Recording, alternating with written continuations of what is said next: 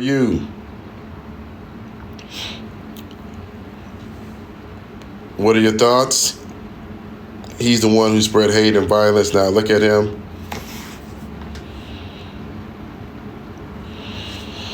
Yeah, this is going to be in my tagline, right? It's time for a difficult discussion. I think this will be one of those. Let's see here. I know we got some folks that want to come up already. Give me a second. Tap the screen. Share out the live. He didn't spread hate and violence. You will get yours too. But as for his outcome, how did he spread hate? Yeah, let's talk about it. Charlie Kirk was a hero. Good morning, Carmen. How are you? I am very sad. Has everybody heard him speak? He was bringing our youth back to God.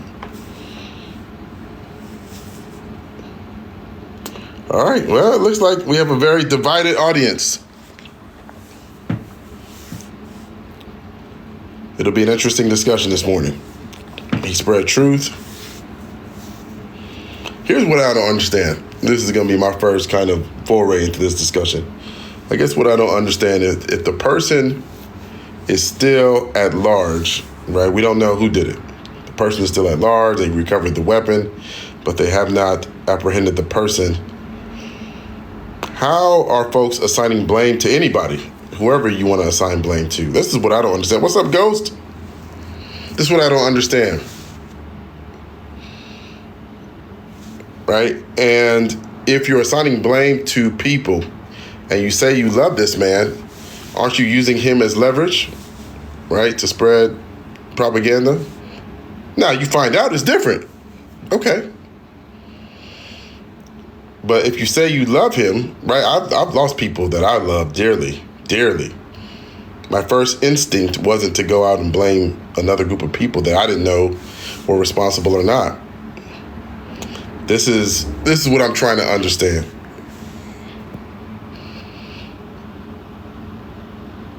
All right, we'll let some folks up. All right, we'll start with Carolina. I'll get you up here in a second. Carolina, your thoughts on Charlie Kirk?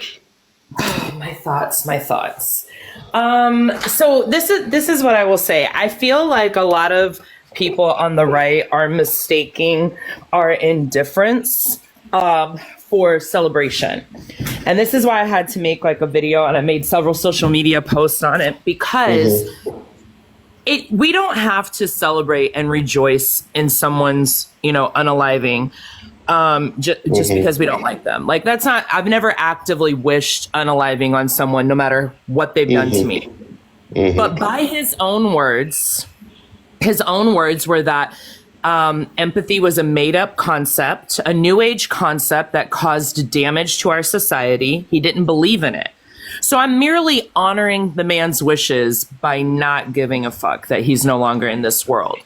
And I think that that's what's insane, is that not a single one of his supporters would feel empathy for my family if I were to suddenly not be here anymore. They would probably mock me. I wouldn't expect empathy from them. I would not even ask my family to demand empathy from them. So if the man didn't believe in it in himself, like, why is anyone on the left being demonized for, just saying, cool, what's for dinner? Yeah. So let me do this, y'all. If there is somebody that maybe disagrees with Carolina's take, again, I'm acting more as moderator today. If someone disagrees with her take, please feel free to request. Let me know in the request, though, that you disagree. I'll get you up. Again, I want to keep it balanced. Again, a lot of people supported Charlie Kirk, supported what he believed in. And so if you want to come up. And I'll say this, like, while you're getting people up, there is something poetic about this, right? This is a man who built his career off of white supremacy. Like, admittedly, he admitted that he supported a white Christian nation.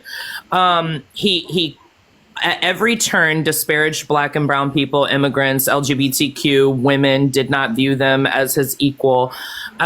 There's so many vile things. We'd be here for days quoting all the vile things that he said. But his whole trope was about going to college campuses to corrupt the minds of the youth, because he couldn't stand debating, adults who actually have education in the areas that he talks about. But the final question to him was asking about how many pew pew unalivings there are every year.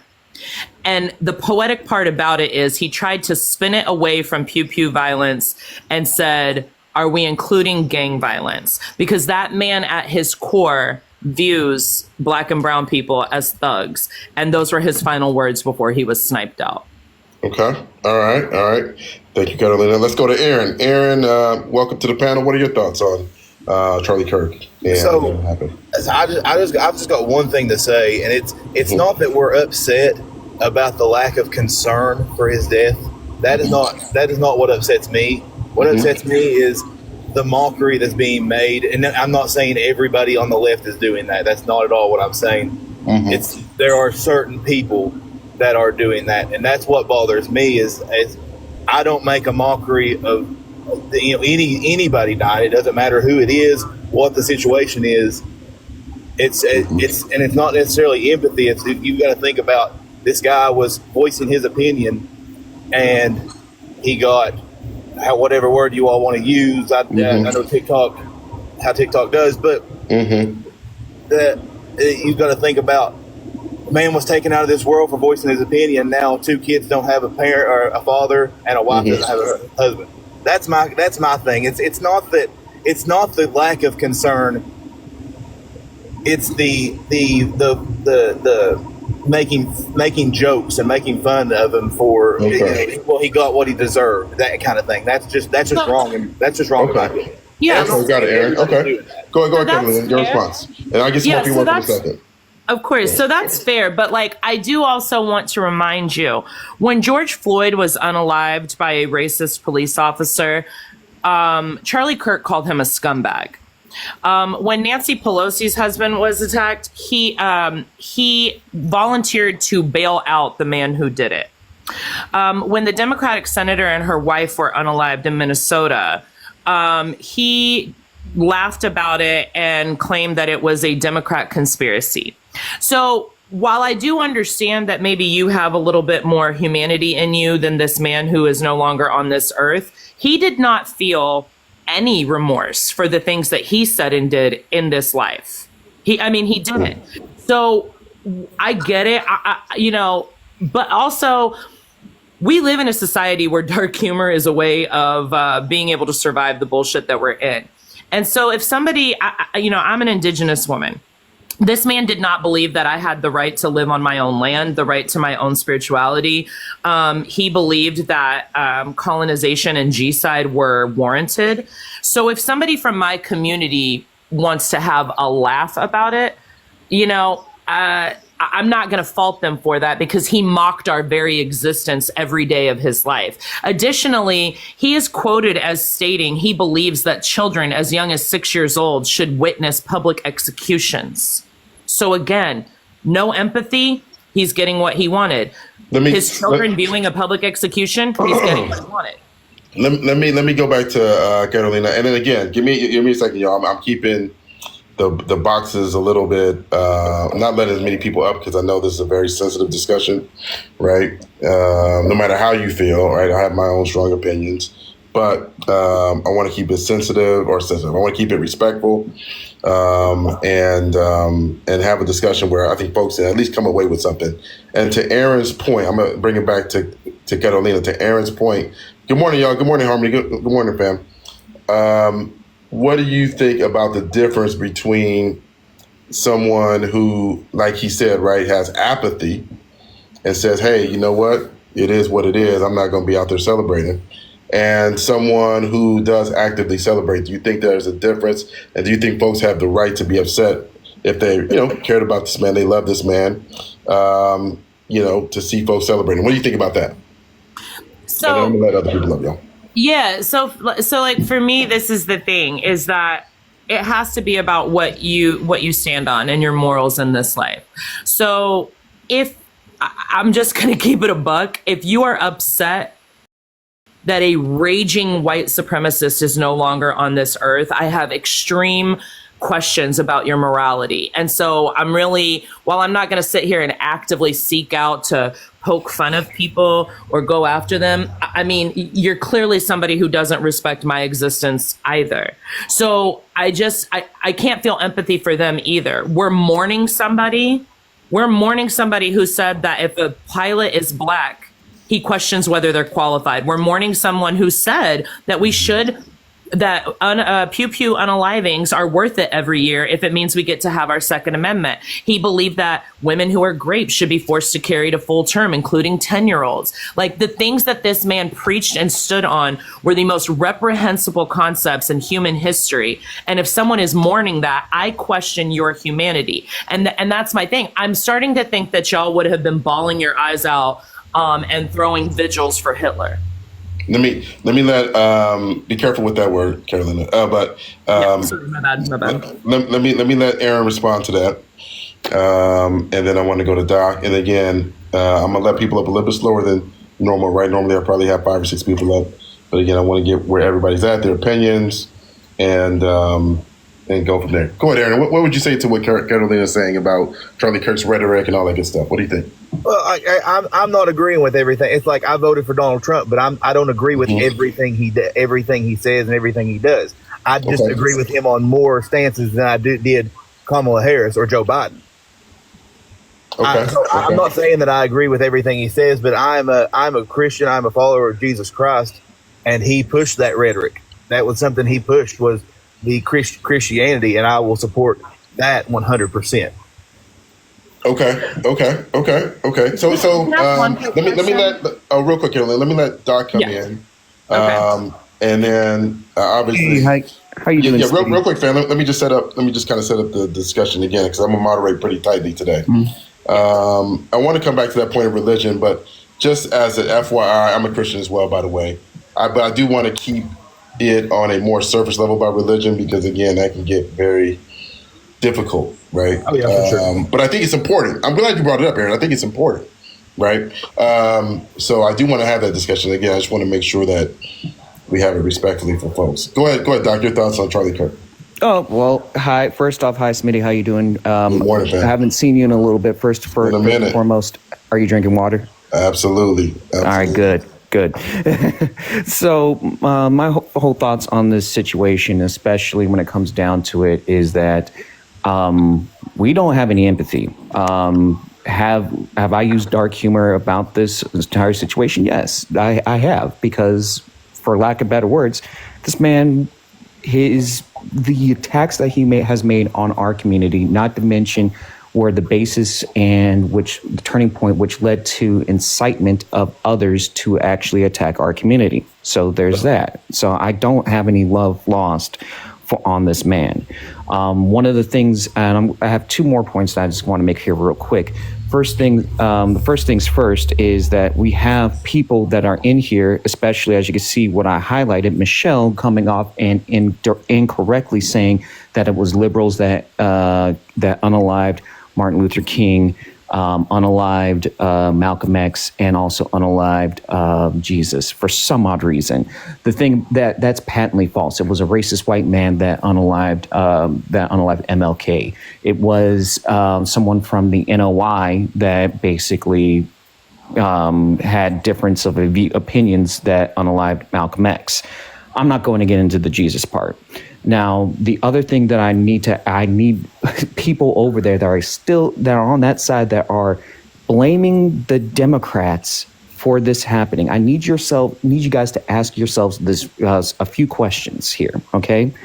First and foremost, we are the party that wants to, for lack of better words, some of us I know, want to get guns, get pew-pews banned outright. There's some of us that want to ban pew-pews. The only pew-pews that we do want to ban are assault rifles and long rifles. We are the party that wants to, for stricter gun control pew-pew laws, and you're trying to say that we're the ones that did this? It does not make any sense to me, other than basically we have a difference of opinion on pew-pew laws. Let me. So, Doc. So I didn't hear Aaron say that specifically. I know others have, But Yeah. let me go back to Aaron's point though. Because I definitely wanted to touch on the religion. Oh yeah. Give me a second. Yeah. And again, I do want folks again with differences of opinion. So that's why again, for other folks, give me a second. I want to have the panel balanced. But to what Aaron said about the difference between apathy, where he felt like, hey, he may not agree with the apathy, but he can understand it, and celebrating or using dark humor, as Doc said. Does that cross the line, especially with what you said, Doc, in regards to the Democrats being the party that does not support pew violence, wants more regulation? Is that a double standard, Doc? What do you think? Is it a double? Say that one more time. Is it a double standard if the Democrats, the party of controlling pews and all of this stuff, then goes and celebrates someone being pew? Is it a double standard on that front? No, not really, because we still want to control and have common sense gun control, pew laws. And I mean, at the end of the day, I'm not going to lose sleep at night over a racist. The man was racist. I'm not going to lose sleep over that. Sorry. Okay. I don't have any empathy. Let me go to back down Catalina, and then and then we'll. And again, if you agree with Charlie Kirk, you agree with his ideology, or you feel like what's happened since his passing, unaliving, however you want to call it on this app, you feel that things have been wrong about that, feel free to request. Let me know in the comments. There's a lot of folks I know, but if I don't know you, I may not know your perspective on this, okay? Yeah. Let me go. Go ahead, Catalina. Go ahead. So this is my issue, and why religious psychosis is a factor in all this. Now, granted, I will preface this by saying I am a socialist, not a liberal. I am an atheist / humanist. I don't support religion of any kind. However, I do respect everyone's right to religion. But religious psychosis is another component altogether. As someone who is an atheist and a humanist, I've studied all religions. I've read all the major texts. I probably could recite the Bible to Christians better than they could to me. And that's why it's odd to say, I'm a Christian, he was a Christian, but the principles that he stood on were not Christ-like, which is kind of interesting there. But even with that, he supported a Christian society, a Christo-fascist society, excuse me. So he did not respect other people's right to freedom of religion. And so when you say, that that's what you're supporting here, that he was a Christian and I'm a Christian and this, that, and the third, do people who believe differently not have the same, humane right to believe how we want or not believe how we want? And so this is where I just have to call out the hypocrisy in feeling sorry for this man, because he did not respect anyone who was not like him. He did not respect their right to freedom, to live, and that's where I just don't understand. Like, there are plenty of other martyrs you guys could have at this point. The man stated that MLK was an awful person. He said that the civil rights movement was a mistake. Like, I have named so many of the vile things that he stood on. And to bring it back to, well, he was a Christian. What aspect of this man being Christ-like was redeeming when compared to all of those other hateful things? Let me let Aaron respond, and then I want to go to Doc again. The Doc, I got to let you go, and then I'm going to go up to Nichelle. Go ahead, Aaron, your response to that. So, like I said, I didn't agree with everything the man said, but I will say, when I bring it back to he was pro-life, I am pro-life. I don't believe babies should die, no matter the situation. That is a living thing. That is a living human. It's not, and no one can convince me otherwise. If it has a heartbeat, it is living. Is it not? If it has a heartbeat, but not all of them have fetuses. Don't have heartbeats.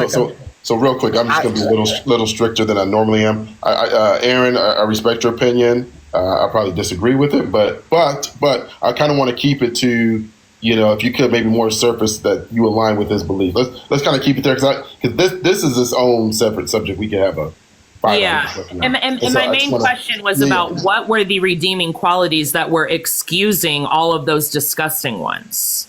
Go ahead. Well, I would honestly like to see your sources on and see actual proof of him saying all of these things that you said he said, because I've watched the man for a long time and I've never heard him say any of those. I've heard him say a couple of them. I'm not going to say I've not heard him say any of them, but everything you said I've not heard him say. So real quick, Aaron, did you hear what he said? I mean, I just saw this maybe 15 minutes ago before I went live. What he said about black pilots, and if he got on a plane and he saw a black pilot, he said, "Ooh, I don't know if he's qualified." Did you see that? I have not seen that. No. Okay, yep. I mean, literally, just 15 minutes ago, 20 minutes ago, I saw. I had heard about it, but I saw the clip. Right. Mind you, everything that I've stated, this isn't something that I read and took out of context. These are videos verbatim what he's saying. And just a quick recap. He said that it was worth it to have a few pew unalivings every year if it meant that we got to keep our Second Amendment. He stated that public execution should be made public, and children as young as 6 should be forced to witness public executions. He stated that there should be no exceptions for schmortion, not even in grape, and that even if a 10-year-old is grape, she should be forced to carry that baby to term. He believed that women needed to be in the home more and having more children, and that having careers was and single women were the greatest threat to our society. He stated that the civil rights movement was a mistake and that MLK was an awful person.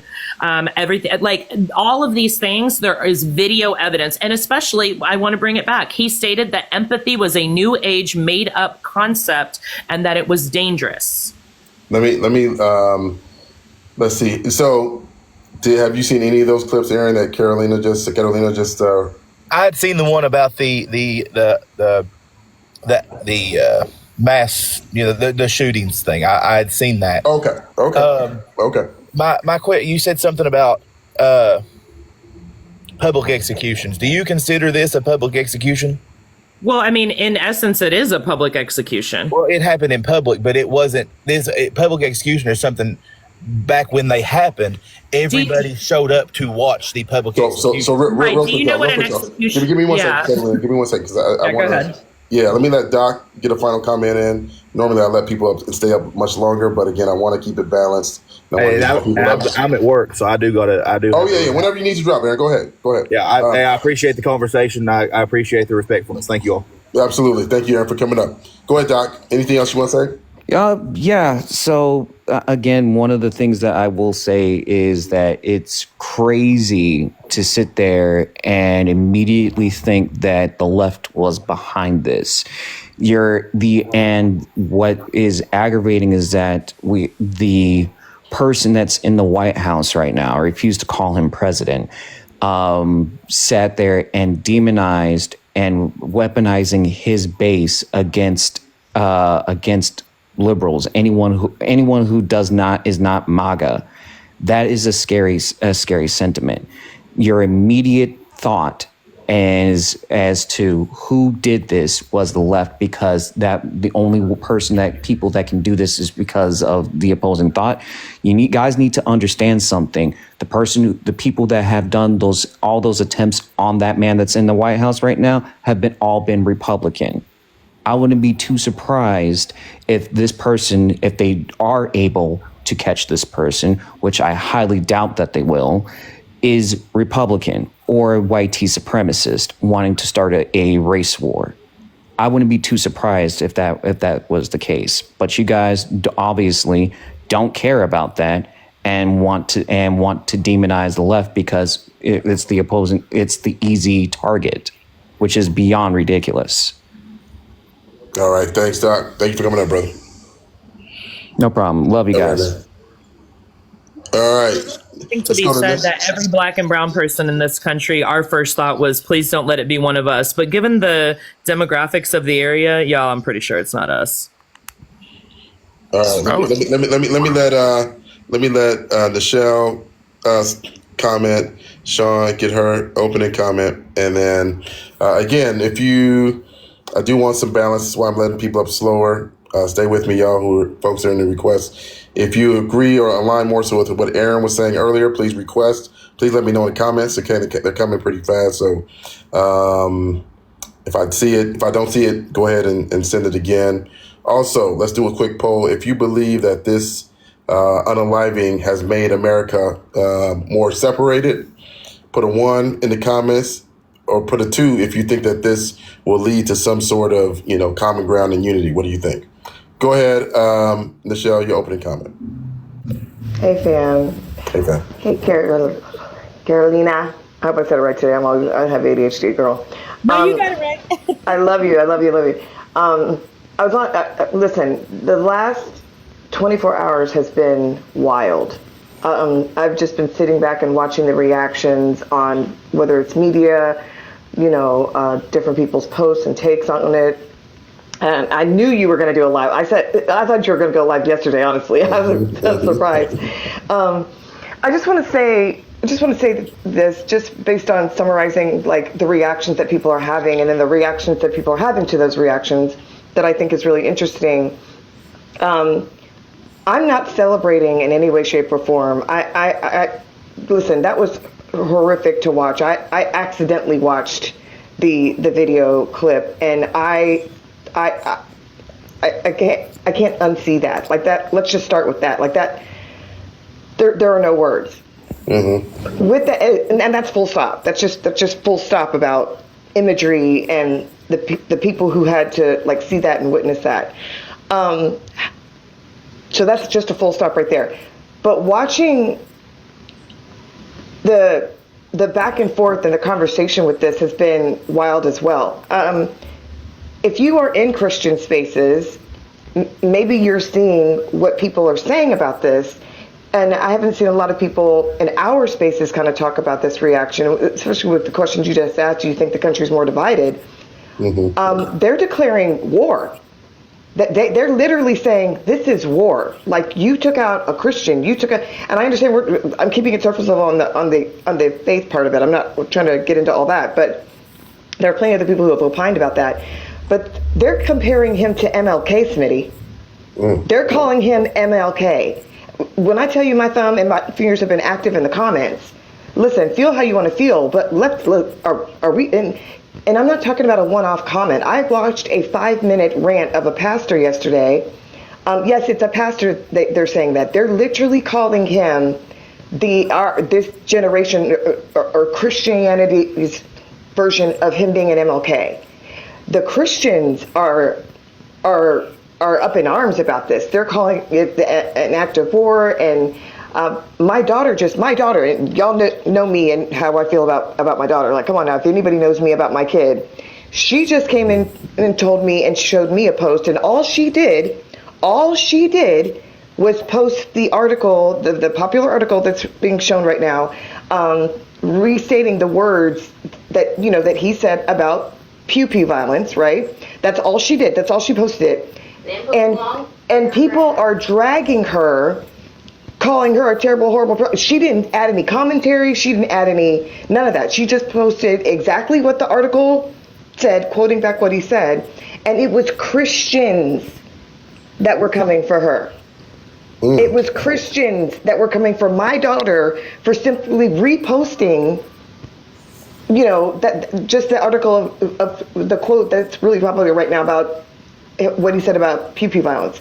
So I just want to point that out, that because Carolina, as you were speaking, people were saying, "Oh, if you're an atheist, quote the Bible then," and da da da da. And listen, there has to be a space. Do I agree with anybody celebrating? I'm talking about celebrating, like, whoa.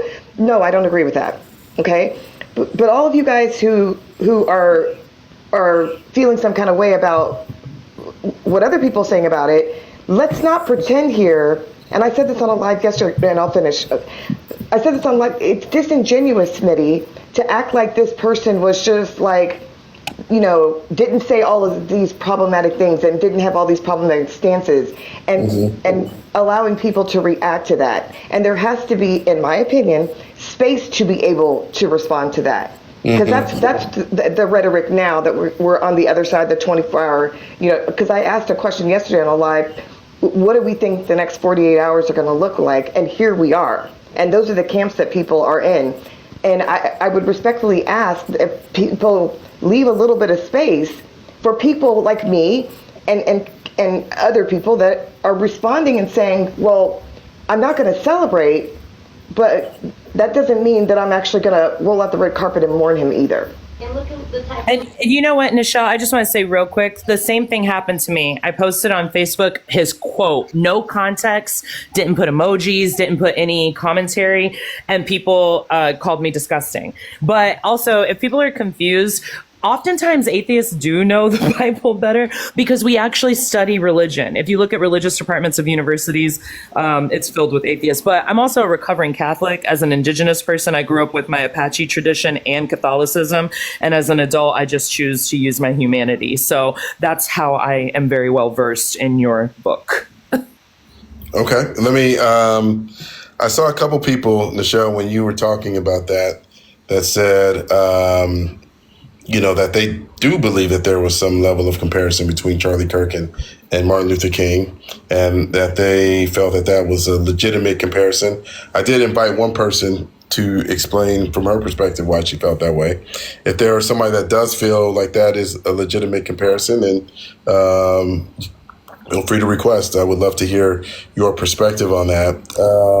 Let me go up to. I want to say really quick. Just wanted to point out again, real quick, that I was shocked to see it. I thought it was a one-off, but here we are today. Yes, many people in that space, not in our space, in that space are now comparing it. The two things that have come out consistently is because he was a Christian and he stood up for Christianity. That's how they're viewing it. I'm not saying that. That this is an act of war. And I saw an ultimate, when I tell you, Smith, I'm going to send this to you. It was the crash out of the century. This guy was screaming and yelling, and he was a Christian. I mean, red in the face, spitting, like beside himself, crash out. There's that camp of people. And then, yes, they're comparing him to MLK. So I'd love to hear anybody's perspective on why they feel that comparison is valid. Okay, let me go up to Sean and get her opening comment. Lisa, I didn't try to invite you. I can't find you in the list, but feel free to request. I would like to hear alternate perspectives on this. I can weigh in myself here in a minute, but I want to hear Sean's opening comment. Yeah, you already know I'm a stir the pot. I went live yesterday. I went live last night, and one of my topics was that if you feel empathy for Charlie Kirk, you hate marginalized people. I would honestly go as far as to say if you don't celebrate the ending of Charlie Kirk, it's because you don't care about marginalized people due to like internal like things that we still need to decolonize from. Because if marginalized people don't celebrate the ending of a fascist and like the ending of a person who spreads like fascist ideology and white supremacist ideology, then we're not. Then what we're doing is we're refusing to celebrate a form of liberation for us, and I find that to be just like against people of color. There's no empathy form. There shouldn't be any empathy form unless you just like white supremacy. In any way, shape, or form. But I would go as far as to say that if you don't celebrate this, then you're holding back a celebration of a form of liberation for yourself. If you don't celebrate this, then you're holding back a celebration for marginalized people to celebrate like a liberatory action, because unaliving fascists. I mean, I've been talking about it this whole time. Smith, I say it every time. I say fascists get the wall. I talk about how the revolution is coming. I talk about how black people, when especially black people, because I'm black, when we go for liberation, like this, the whole thing of like whether or not you are ready to change your mind won't matter. All of these things, and in this situation, Charlie Kirk effed around and he found out. And I don't necessarily know what else to say to that. When it comes to comparing him to like MLK or whatever, I don't care about the crash outs. They've been crashing out forever. White supremacy, it doesn't get like what someone told me last night. I'll wrap it up here. What someone told me last night is that celebrating the unaliving of Charlie Kirk is dangerous. I'm laughing because it's funny. Celebrating the unalivement of Charlie Kirk is dangerous because crazy people would take that and go to the extremes. And I'm just like, really? You think it gets more extreme than us having like within the United States, domestic T-wordism, and that includes mass unalivings, is tied to, like, definitively through investigation, is tied to white supremacy. 100% of the domestic T-word that happened in the United States in 2018 was tied to white supremacist groups. Not just white supremacy, not just someone who has like racist Facebook ideology. I'm talking groups, like formulations of groups. And those things feel the need, or maybe not need, but feel emboldened by things like Turning Point USA that amplify their ideologies and tell them to go out and commit mass unalivings to people. And so, like, the whole thing about empathy and the whole thing about he was a human being and this, that, and the other, I don't buy it. I don't believe you. Like liberals, conservatives, whatever you want to call whoever it is in the United States, celebrate firearm violence all the time. Like, you literally go out every 4th of July. You literally go out every 4th of July annually to emulate cannon fire and firearm fire to unalive people on a battlefield for the Revolutionary War. It's not about being a human being. It's not about empathy. It's not about anything other than having an aversion to what actually fights back against white supremacy and fascism. And Charlie Kirk was a Christo-fascist. He's gone now, and I'm celebrating for it. And I will be selling range targets in his likeness. Let me go to Tiff, Lemuel, and then Taishi, and opening comments for all three, and then we'll see where we are with the panel.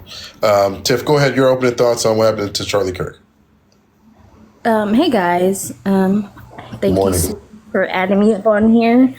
For those that don't know, I'm Nichelle's daughter, so you might be in for a treat. We share kind of the same mindsets and, I don't know, ideologies, but I don't know. I mean, I just feel like, I don't know, like all the hatred and things that he believed in, like he died for that very same reason. Like, and I'm not saying I'm rejoicing in his death and, oh, I don't feel bad for his wife and kids and all that, but it's just like, you live by the sword, you die by the sword. I mean, that's literally what happened in his case. Now, we don't know who the killer is. We don't know if they're black, if they're white, yada, yada. And I'm not even saying, you know, because you have a different opinion in America, you should die for that. Someone said, let's say unalive. Okay. But I don't know, this whole, like, I've seen two shifts. People that straight up don't feel bad for him, don't feel bad for the family. I literally made a post on Facebook, and all of my, I don't even know how to say it, other colored friends who have followed me since childhood, but they are Trump supporters, were trying to come at me crazy. And I didn't say anything crazy. I literally just posted his own quote, re-quoted him, and they were like, oh my gosh, you're celebrating his death. This is so wrong of you, yada, yada, yada. I'm like, no, I literally just re-quoted what he said, and you guys are upset about it. And yeah, I mean, it's a sad thing that happened, but like I said, if you're going to be out openly about hatred, and and I think the quote that I made was like how he was talking about protecting the Second Amendment, and, you know, we should be allowed to bear our guns. I mean, that's literally what happened to you. So what you believed in, you literally died by that. You wanted that. And I saw the crowd. I mean, it was very crowded. There seemed to be no protection, no nothing. You were a victim of what you straight up believed in. Okay. And it's kind of hard for me to feel bad where I'm like, you lived that life. So you died by that life. All right. Thank you, Tiff. Let me go to Lemuel, and then we'll go to Taishi. And I do want some balance, so I might have to kick a couple folks. We'll see where we are with Lemuel and Taishi's perspective, though. Go ahead, Alex. Yeah, I'll get you up here in a second. Stay with me, Alex. Go ahead, Lemuel. Good afternoon, guys. Can you hear me good? Yes, First of all, I want to say that what happened to him was crazy. I'm a nurse, and that guy died instantly. He got hit in the cardiac artery. And I want to say, first of all, that was a professional hit, because pinpoint accuracy, he died in the moment. That's first of all. Second of all, I'm a Latino. I don't agree with sometimes some things that he was saying, but that doesn't mean he deserved to die in that way in front of his family. Maybe his family wasn't watching him, but they were watching. I think it was broadcast online. I don't remember because I was literally watching it on my job. Because I'm a person that I believe that we should debate and we should learn from the debates. We should debate because debating it helps our society to understand our different standpoints from Republicans and Democrats. But the thing that gets me mad is why are we rejoicing in somebody dying because they have a different opinion? So that means that nobody can have a different opinion now because maybe if he was preaching hate, I don't support that. If you preach hate, you don't need that platform. But why did he deserve dying? The third point that I have, the problem in the U.S. is not gun control. It's nothing. It's a mental hate, a mental health crisis that we have, and a hate crisis that we have. We live in a society that we hate so much that we want somebody to die. That's not correct. Instead of preaching hate, preaching, like I'm so happy that he died. Why don't we preach empathy? Maybe he was saying, empathy is something bad. That's something that he died for, in his opinion. But we as the difference, because we cannot be the same as him. We have to make the difference. We have to be the difference makers. We have to, even if we're Democratic or Republican. I am Puerto Rican. I don't believe in the politics in the U.S., but I feel like if we want to be different from him, we have to preach the different. We have to be empathetic to some point. And I'm not saying fully, because maybe we don't agree with the things she's saying, but we have to be empathetic. The third thing that I have to say is where Michelle was saying that the Christian was mad. My Christian community, and I live in Florida, we all were not mad and we all didn't call for violence. We're all praying for his family and praying for the person that shot him, because the coin has two faces. The face of Charlie that died and the face of the person that killed him. Because the consequences that's going to happen to him right now is going to be, they're going to throw the book at him. So we're praying for God to be merciful to him and be merciful to his family. So that's my opening statement. Lemuel, can I please ask you an important question? So this is where people are conflating voicing opinion versus spewing hateful rhetoric. Because Charlie did what he did under the guise of debating, right? Mm-hmm. But anybody who has ever done debating knows that what he did was not debating. And I will reiterate, his final question to him and his final words were, a person genuinely asked him how many unalivings there were by pew-pews within the last year, right? Last 10 years, something like that. Instead of answering the question, which is what you do in a debate, his response was, are we including gang violence? And then poetically, he was taken out. You want me to be honest? I grew up... Hold on. I'm not quite done, and I'll let you answer. So that's not debating. That is a way for him to turn the conversation back towards his hatred, because gang violence is coded language for Black and brown people in America. Charlie did not come with statistics on anything that he was quote unquote debating. He used buzzwords like Chicago. Chicago's not even on the top 20 most violent cities in America, but it has become a buzzword. Why? Not only because of the high Black population and the high Latino and immigrant population, not only because they have a Black mayor, but because Chicago has historically been a breeding ground for Black and brown solidarity and for building power movements for oppressed people. It has always been that. And so this is something that he abhorrently, he hated with every fiber of his being to see anyone like this. He believed in the great replacement theory. So while I understand, I'm all for actual debate, but debate means that we come with statistics and we come with facts. And Charlie was a preacher of hate. So I can understand why we should be able to have dissenting opinion, but I want to be clear. This man was not hated for his opinion. He was stoking the embers of white supremacy and perpetuating the myths about Black and brown people, transgender people, other members of the LGBTQ society, and demeaning women at every turn. Real quick. Let me go to Sean's. Give me 1 second. Sean's got to go, so let me get her final comment, and then I want to go let Taishi get her opening comment, and then I want to kind of, say something, and then we'll see where we are. But I see quite a few people, I see quite a few people that are saying, hey, you know what? I'm done with the left. I'm done being a progressive or liberal or whatever you want to label yourself. And this is, kind of proof.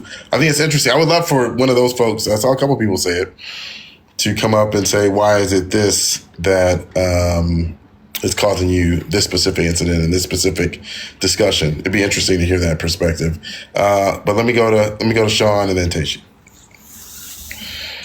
I want to apologize to Carolina for possibly derailing. I'm going to piggyback off what you said, but I got to go do my own live, so I'm going to hop off here. But I do also want to respond to Linwell. This idea of we need to have empathy is just like when people say this, is just a cope for we need to say that Charlie Kirk did not harm Black and brown people enough for us to celebrate the unalivement of someone who advocated for the marginalization of Black and brown people and marginalized people in general. Like, that's all that's saying.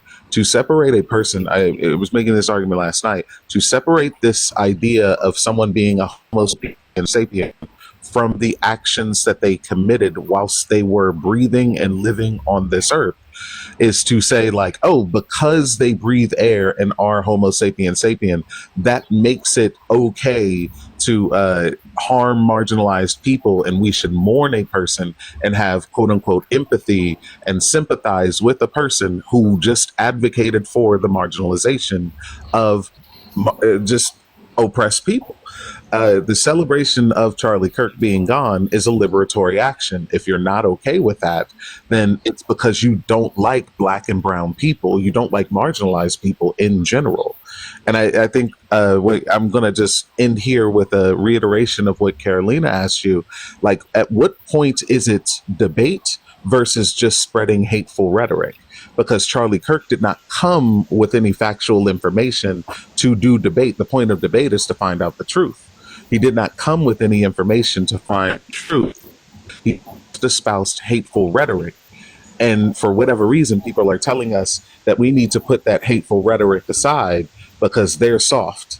Like, that's all it is. Like, you're soft and you don't like Black and brown people, and you want us to feel empathy the same way that you do, because for whatever reason you believe that he was coming with facts and logic in his debates. Like, that's a real question. I think you should address it from Carolina and say whether or not you actually believe Charlie Kirk engaged in debate in good faith, or if he was just spreading hateful rhetoric to harm marginalized people.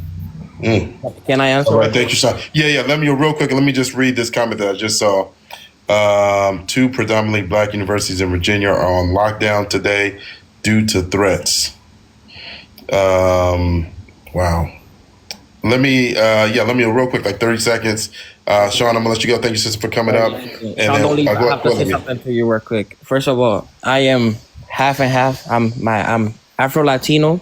Maybe I look white, but Puerto Ricans are Afro-Latino. So I know what it's to be marginalized. I know what it's to be coming from the bottom, low income, not having nothing, not having the same opportunity as white people and everything. And I understand maybe you have that he has that opinion of it, but I'm totally disagree. And I don't feel like I'm weak mentally because I'm not asking for empathy. It's just like we as humans, we're so dehumanized that we see somebody die that has a different opinion from us and we're like, oh my God, I'm so happy that he died. No more of his opinion. We have to stop getting offended by different people's opinion and start thinking like, oh, maybe he has his opinion. I respect it. I have another opinion, and that's okay. And Carolina, first of all, I grew up in Puerto Rico. It was one of the top 5 murder capitals in the world. We have to be. If you look at the statistic, we separate gang killings from normal as killings in the United States. In the last 10 years has been, you're right when you said like almost all the mass shootings in the United States have been white people. I'm not disagreeing with that because it's the truth. Like, but that's not a problem of race. That's a problem of mental health. I work in the health industry. Like I told you, I'm a nurse. And if you see like how mental health is in the United States, it's not a problem of hate, and it's a problem of hate and mental health. I'm sorry, the mental health has gone so bad, and we're not addressing nothing of that. Like if you go to a psychologist right now, it's like you go, you get some pills, and then you go to your house, and that's not the way that we should be approaching the problem. That is so Careful with the Yo, real language. quick. Yeah. So real I quick. wanna respond real quick to him, Yeah. Give me 1 too. second, y'all. Give me 1 second. Let me let Taishi come in. But first, I just want to express a couple of things. And I'm trying to understand this, right? And again, I'm acting mostly as moderator, but I'm going to say a couple of things that I'm trying to understand. Okay, from the standpoint of people, because we got a lot of people here that clearly, saw some level of synergy with Charlie Kirk. And if you do see that synergy and you're very sad and you're very hurt that he's gone, what I don't understand is why are you blaming people, the left or whoever it may be, content creators, when you don't know who unalived them? It could have been a business partner that did this. It could have been a ex-friend. It could have been anybody. I mean, typically, most times there are so many people that unalive others that have some level of proximity to that person and know where they're going to be, know the layout. And so I don't understand why you're already blaming a group of people who may or may not be responsible. That's one thing. The second, this is what I'm trying to understand, right? If people don't have the response that you expect them to have, right? Whether it be apathy, whether it be celebrate, whatever, that really, to me, doesn't matter, right? At some point, don't you say why, right? Why don't this group of people have the response that I think that they should have, right? Is it because of what? Look, I've been on TikTok for 3 years, right? And my tagline has always been the same. It's time for a difficult conversation. And the reason why it's time for a difficult conversation is because we have an epidemic of violence. And so the people that are apathetic are probably the people that probably for their entire lives have been wanting to have this conversation because they see a problem and they see it in a systemic way. And so I would ask those people that are upset that others are apathetic, why, right? Why? What is the reason? And maybe you might find something that might, make you have a different perspective. I think that's important. Yeah, Stacey, go ahead. I wanted to. Hold on, y'all. Okay, because I wanted to respond since you mentioned me. I need to respond to him to something that he said. Yeah. Let Taishi jump in. Taishi's been waiting for him. Go ahead, Taishi. Hi, Smitty. Thanks. I really appreciate it. I'm going to try and bless this live by being concise because I feel like that's the right thing to do. So Charlie Kirk dog whistles to a lot of whitey people around the world, and he's very well known in Europe, for example. So I get it that it's in America and it feels very close to the bone. America, of course, pew pew sort of controls, etc. One thing I will say is this: it's unfortunate what happened to him. We should be able to speak to each other without violence happening. But on the other hand, in his own words, he didn't believe in empathy, and in his own words, the price you pay for pew pew. Having them is by unfortunately having some unalivement. So by his own words, I don't feel the need to have inordinate amounts of empathy. The fact that they're comparing him to MLK, it's obvious, isn't it? And I'm gonna break it down to everyone, and I want you to try and zoom out of this situation and really understand what's happening. We fought for decades to get equality, and we were pretty good in the strides that we made. I'm going to call them fascists. I'm not even going to label them with colours for now. But the right wing have lost ground and they want it back. And they understand the cachet and victimhood, right? So that's why they're comparing it to MLK. That's why they're victimizing themselves continually. That's why we had to see Trump, getting a bullet grazed his ear. That's why we saw some Ukrainian girl being unalived. In Britain, there's outrage about asylum seekers. And they took it out on the Muslim community, even though they didn't know who did it. When there was a car that drove in to a crowd of people, they said, it's an Asian man, it's a Muslim, it's an immigrant. It turned out to be a white guy from that area. What you need to understand, and what you need to understand really clearly from my point of view, and this is what I want everyone to understand, is that this is now manufactured fascist outrage because they've understood the cachet in victimhood and they are weaponizing it to gain back the ground that they lost. And is it the likes of Charlie Kirk that should be worrying? No, it's not. Even though he was the one unalived, they're safe. Because guess what? Because of the retribution, it will be people of color that will now be unsafe, right? So weirdly enough, this should frighten fascists, but it isn't. It's us that have to be afraid. And why? Because they've always had the upper hand, and they will always win, and they will always be better at this than us, because they, and I don't know why, there is something wrong with them. They are at the same time obsessed with people of color. They hate us and they love us. They want to be us because they ain't us. They want to conquer us. And you need to get with the program of this manufactured outrage by the right. It's real, and it's stoking it worldwide. Anyway, that's it. Thank you, Toshi. All right, let me get Carolina. Let me let the show. I think the show's been waiting. I just want to respond really, really quick to something that I'm seeing commonly happen here that I would like people to remember in the course of this conversation. After the two camps that I see forming about this issue, the other thing that I'm seeing a lot is, oh my God, they unalived him just for a difference of opinion. I'm going to lose my ish if I hear that one more time. A difference of opinion is, I like bald men or men with pea coats versus not, right? That's a difference of opinion. Sprite versus Coke, that's a difference of opinion. That's incorrect. Hold on, Mike, give me 1 second. I'm gonna come to you in a second. That is literally the definition. That is literally the definition of a difference of opinion. I like chocolate cake. Hold on. I like chocolate cake. You like vanilla cake. Let's debate it out. That's a difference of opinion. What we're not going to do, and that's what I'm saying. This conversation is so disingenuous. We're acting like he was not problematic. If you're going to have the conversation, let's be real about the conversation. Let's talk about the real things here. We can talk about, pew violence in America. We can talk about racial undertones. We can talk about Christian nationalism. We can talk about stoking fear. We can talk about all these things, but let's be honest about the conversation. Let's be honest about it.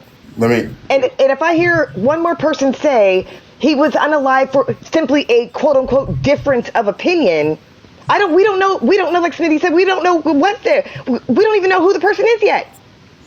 So we don't know what the intention was, but that is a common thing I'm seeing right now, is a difference of opinion. So I just wanted to point that out. There's a big difference between calling what that actually is. Real quick.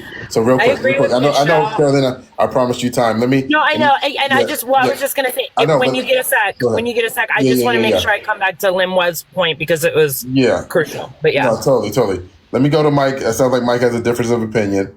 Let me go to Mike. Go ahead, Mike. Your opening comments. What are your thoughts on Charlie Kirk? On Charlie Kirk, I agree. I disagree with what the last, Nichelle, her opinion. That's her opinion, right? Everybody's got an opinion. I can have an opinion, like she said, on chocolate cake. Everybody's got an opinion, right? So what are Charlie Kirk's opinions? Because his opinions differ from Nichelle's opinions, she now has a disdain for Charlie Kirk. She has no empathy for his death. She has no empathy for his wife. No empathy for his kids. Words in my mouth. I'm right here. Don't put words in my mouth. I'm so right here. You told me. Ask me the question, Mike. Ask me. It's not a question. What we're not going to do. What we're not going to do. What you're not going to do. What you're not going to do. Hold on, y'all. Don't put words in my mouth. No, you're gaslighting. Hold on. You're gaslighting. I didn't say that. How long have you been in this live? Nichelle and Mike. Long enough to hear you say that you have no empathy. Mike. So real quick. Let me come back in. Right. I think. Right. And I would be upset too. Right, Mike, when you said you have no empathy for his wife, I never heard Nichelle say that. In fact, I think Nichelle, when she first came in, she did say that she had empathy for his wife. So Mike, go ahead and continue. I just want to make sure we do this in a respectful way. Go ahead, Mike. Okay. So that's fine. You have empathy for his wife, but you have no empathy for him. I heard her say that. Okay. Yep. What they're saying is that he was unalive because of a difference of opinion, and I don't want to hear that. But it's a justification statement. You're saying that he is unalived, and nobody should be attacked violently or shot at or anything over what they say. Now, Should you be prosecuted over what you say? Are you allowed to go out and say racist statements about people or derogatory statements? No. But if you have an opinion on how you should live your life according to the scriptures, how you should live your life according to what's right and wrong, hey, that's his opinion. And he drives his opinions from the scriptures. So I don't know how many people in this live consider themselves Christians. Open a Bible and read it. Okay, these are not his words. They're the words of God. Okay? I'm a Christian. I'm a Christian, Mike. Real quick, y'all. Okay. So let's be careful with interruptions, even people I typically agree with, right? All I'm saying is, and I'll go against the mainstream in this live because it seems like most of you guys are. I would just assume by what I've heard and the statements I've heard are on the Democratic side. Okay, what I saw yesterday in the House when they asked for a moment of silence and prayer, and these animals in the House started being belligerent. If I guarantee you, if this was a figure in the black community, and the Republicans were just outlandish and wild and would not give a moment of silence, would not give a moment of prayer for somebody who was assassinated, you people would be going insane ballistic. Okay, that is wrong. So what I'm saying, the host said he wants to know why people say that it's a Democrat or it's this or it's that. It trickles down from the top. When you have Democratic leaders calling for violence against Trump supporters. This was people like Kamala Harris. This was people like real quick, Mike. Real quick, and out in public statements online. You can look up the videos. Real quick. Let me just come in. So when you say calling for violence against people who supported Donald Trump, when did a Democratic leader didn't say go out and unalive them, but they say get up in their face. Basically, Joe Biden, I'm going to take him behind the woodshed. Everybody knows what that means. That means you're going to go take them behind them and give them a whooping, right? Everybody knows what these connotations mean. They're not going to come out and say, yeah, punch them in the face, right? But they have undertones of violence. Okay, if you look at the last shooting, you have the CEO up in New York. You have the school shooting, which was done by a transgender. 2 different ones. These are people that are very vocal against the left. And where are the Republicans? Where are the people that profess to be Bible-believing Republicans that are going out there and doing this stuff to people? This is wrong. Okay. And I think every person in this live can you check the misinformation? Not having empathy for Charlie Kirk. Can you check the misinformation real quick? Check the misinformation. Check it, kid. It's all out there. I will. And I'll tell you one thing. I am an advocate. I will say that I think the shooter is an indoctrinated white kid from a college. If you look at any college program, these people are indoctrinating these kids to the left. Charlie Kirk is the only person that goes onto the campus and gives them a different opinion and point of view to the right. And because of his opinion and point of view, Nichelle, he was shot. Let me real quick to be fair. And I want to address him because he addressed me. Those are your rules. Okay. Go ahead. So real quick, hold on. Because there was a lot there that I kind of want to clarify. Right? You said, hey, people should have empathy for Charlie Kirk. And you also, Mike, referenced if a black person, if this happened to a black person, there would be a completely different reaction in not mainstream media, just maybe on TikTok or whatever. No. In the House. Oh, in the House itself. Okay. In the House, they called for a silence of prayer in the House. No, I got what you're saying. I got what you were saying. That was just my rebuttal to you saying, why do we think that Yeah, I got it. I feel like it's a trickle down from the leaders, yeah. But let me ask you a question, Mike, and then I want to let Nichelle respond, give her time to respond, and then I want to let Carolina come back in. So one of the things that Charlie Kirk said, he said, if I get on a plane and it's a black pilot, I'm going to be worried, right? I'm going to be worried that, does he have the qualifications? And so how do you blame a father? I'm a father, right? How do you blame if my son is a pilot or even in any field where, right, technical field like that, and me, not having empathy for this man because of what he said? How can you question that? This is what I don't understand. Like, right, if he said a harmful thing, right, that we, unfortunately, black people hear a lot, how can you blame someone for then saying, hey, he died, I'm not going to celebrate it, but I don't have empathy either? This is what I'm trying to understand. Go ahead. Yeah. First off, I just want to say personally, I don't dislike or hate anybody in this group. I'm a Christian. I love everybody, no matter what your opinion is, no matter what your background is, whatever it is. Okay. I'm a little hurt right now because of his death. And now to his quote unquote statement, because I don't know, I've never heard him say this.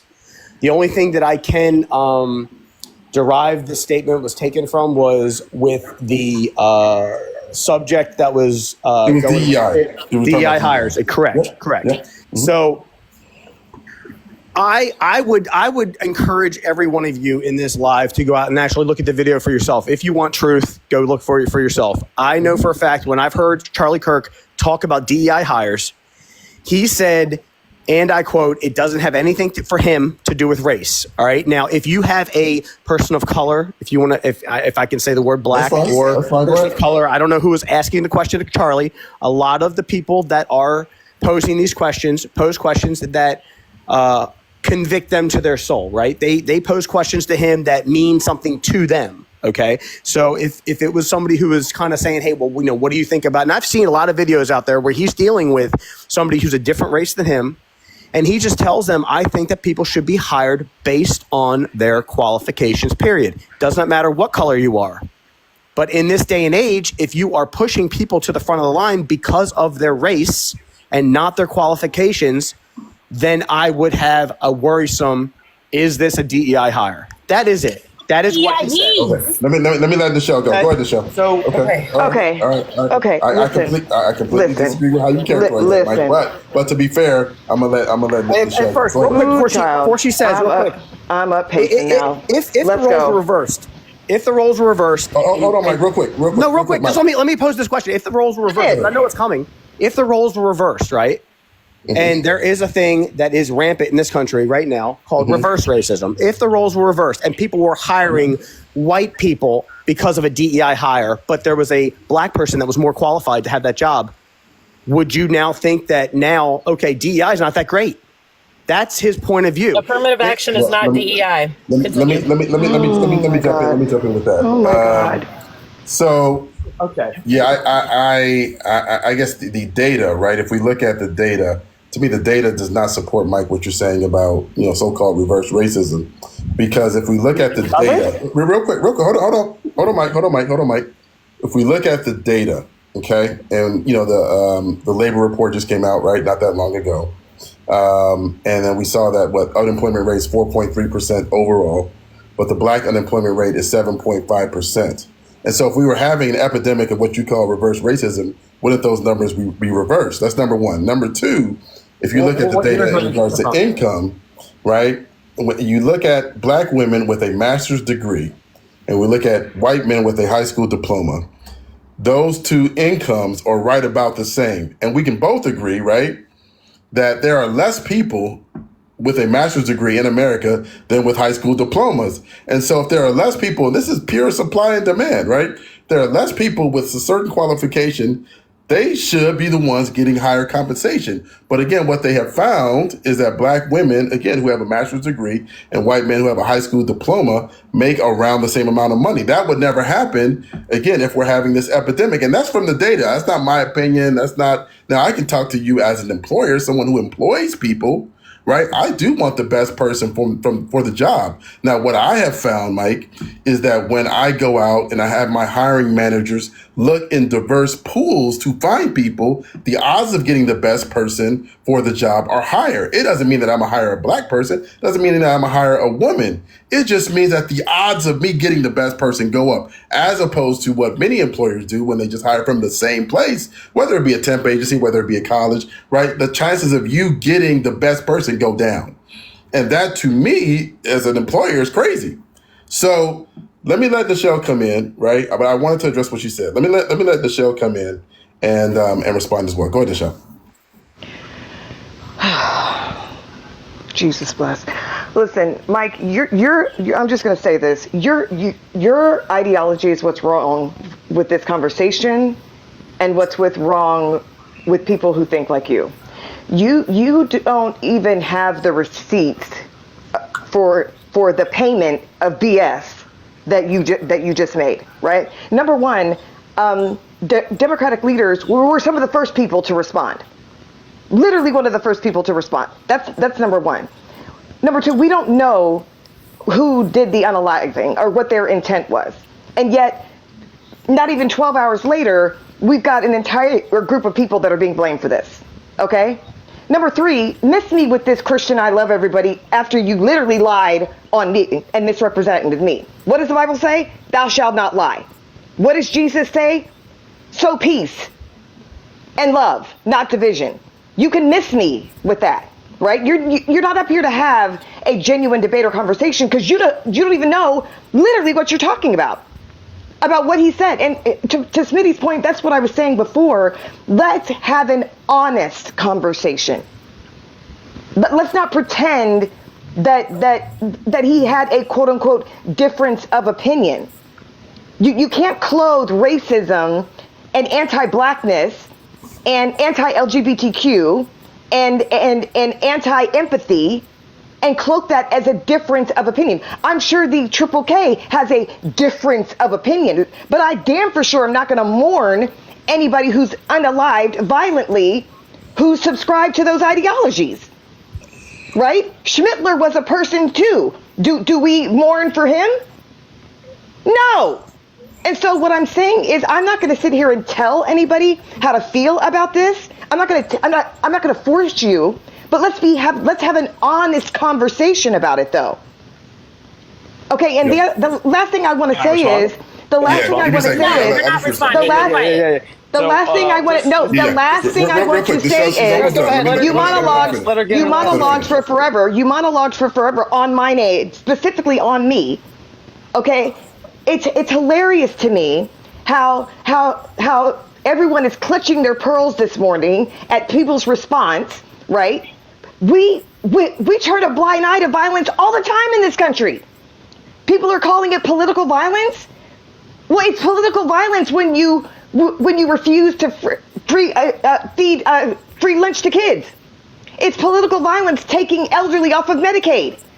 It's political violence, okay, when you arm Israel to the T to unalive kids. That's political violence too. So if we're going to have this conversation, be honest about the conversation. When black and brown people are being rounded up because they're in a Home Depot parking lot, that's political violence too. When they're swept up because they're brown and families torn apart, that's political violence too. So if we're going to sit here and have this conversation now 24 hours, let's not do revisionist history. And all people are doing, Mike, is literally quoting, like Smitty just did, words that came out of his own mouth. He literally called empathy weak. He called it woke. And Smitty, I'm going to finish the quote from that DEI, and let's stop saying DEI. Let's not make it easy for them. No, you're not against DEI. I'm not saying you, Mike. We're going to spell it out. You're against diversity, which means you want everything to be the same, white tea, blonde, and blue eyes. You're against inclusion. You want to separate people. And you're against equity. Let's stop calling it DEI. Spell it out for what it actually is. The second part of that segment, and by the way, Mike, I watch all things because I know things can be taken out of context. I watch all clips. The whole thing. The whole thing what Smitty didn't say was, he also said that if he was dying in that same exact clip, and an African American or person of color was a surgeon, he would question whether or not they had the capacity to save his life. I watched the whole thing. So if we're going to have this dialogue, I can appreciate the conversation, but let's be honest about it and stop rewriting 24 hours later who he was and what he subscribed to. And lastly, don't put my name in your mouth if you don't know what I'm saying. All right, let's do this. Let's do this, y'all. Yeah, so real quick. Goodness, that was long. That was very nice. Yeah. So hold on. So real quick for everybody. Okay, this is good. I'm gonna apply this to everybody. Okay, We got to make our responses a little bit quicker. We got a lot of people that want to come up, right? So I might even go to the clock. I hate using the timer, but we got to just be a little bit quicker. Okay, that's for everybody. So we're gonna start with you, Mike, though, right? Wait, so if I cut you off in the middle, to respond. I know, I'm trying, but the problem is, right? Michelle's addressing Mike, right? The rules of the live are that Mike gets an opportunity to respond. Hey, boss, Okay? can I say something before? Yeah. Give me real, but I'm gonna be very strict on time. I got you. All right, thank you. Go ahead, Mike. So here's what we're gonna do. Mike, Carolina, Lemuel, Teishi. Go ahead, Mike. Who was? I had my window up. Who was talking? That was Nichelle. No. Nichelle was responding. Okay, Nichelle. Yeah. First off, from the words of Jesus' lips in the Bible, he didn't come to bring peace. Okay, he said, "I came to bring division. I'll turn mother against father, daughter against mother, son against father, brother against sister." His words of the time were drastically and radically different from what the people of Israel had heard up to that point. So first off, if you said, "Oh, watch every clip," I know the Bible ain't clips, but girl, get in your Bible, read it, because that's what he said. Secondly, Jesus Christ was crucified for what he was saying. Charlie Kirk was killed for what he was saying. Now, you want to sit there and spin a black-white racist thing against Charlie, then, hey, that's your thing. But I know what the man said. I know what he was alluding to. He was alluding to DEI only, and I guarantee you, he said I've heard him multiple times say, it has nothing to do with the color of your skin. He said, he's quoted Martin Luther King multiple times saying, it has nothing. Look at God. Look at God. Look at God. You there? Won't he do it? Divine. Well, wait a minute. Can I? You cut down, Mike. But you got about 20 seconds. Oh, sorry. Yeah. 20 more seconds. You still cut down. Can y'all hear Mike? I can't hear him. Divine intervention. Exactly. And I'm an atheist. Can you hear me? Now we got you. Yeah, but you got about 20 seconds. Go ahead. Yes, we can. Yeah. So what he was saying in reference to the DEI topic was, in this day and age, the hiring processes, are people getting pushed to the front because of their qualifications, or just because of and with that is the main topic that I said earlier when I was talking about reverse racism. People should be hired no matter what your color of your skin is, but on your merit. So that is his point. Don't paint this man as a racist, because he is not. He's said multiple times that that's disingenuous. Okay. All right. Thanks, Mike. Let me let Carolina come in. Carolina, Lemuel, and then Teishi. Go ahead. Okay, I'm going to be as succinct as possible, but that was a lot to process. So, Lemuel, I'm going to make it really quick and cute with you. First of all, you're Puerto Rican. You should be able to pronounce my name. It's Carolina, not Carolina. Second of all, dismissing what is going on in this country as mental health is actually being ableist as fuck, because not all people who are mentally ill are going around committing violence. We have a problem of white tea supremacy. I will say it again. We have a problem of white tea supremacy in this country. That is the biggest issue. So we're going to leave it at that. And I don't have anything else to say, because I feel like you're just being, I'm going to leave you alone. But anyway, now, Mike, oh my loving fuck. Oh my God. Okay. So first of all, you are so unbelievably ignorant on these topics that you're trying to speak on, and you are incredibly racist. I am so sick to death of people like you conflating DEI with affirmative action. Affirmative action is merely a component of DEI. I'm not racist, first off, and I'm going to leave the line. I'm not going to be. Hold on, Mike. Okay. So anyway, so affirmative action is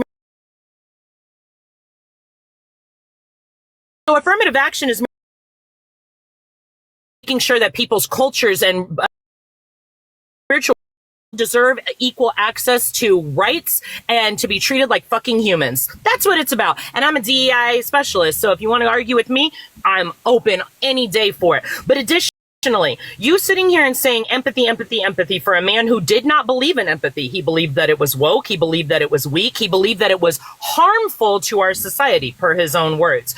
I am not going to feel sorry for his wife. Nichelle is a better person than I, because she laid down with a racist. She knew exactly what she was marrying. She followed this man to all of his bigoted ass speeches, and she supported that man. Do I feel sorry for his kids? I feel sorry for his kids that they had to have a father like that in the first place. But you're right. I don't think anybody should have to witness their other parent being taken out like that. So I feel sorry for them. I have no empathy for him or his bigoted ass wife. So this is absolutely asinine, because did anybody on the floor, you want to sit here and talk about calling Democrats animals? Mind you, I'm a socialist, and I think a lot of Democrats are way too cowardly to do what we need to do against the Republican Party in the first place, so I'm not even going to go there. But you wanted to call them animals. You wanted to say you people. We all know what that's coded for. We know exactly what you say behind closed doors. End it with your time.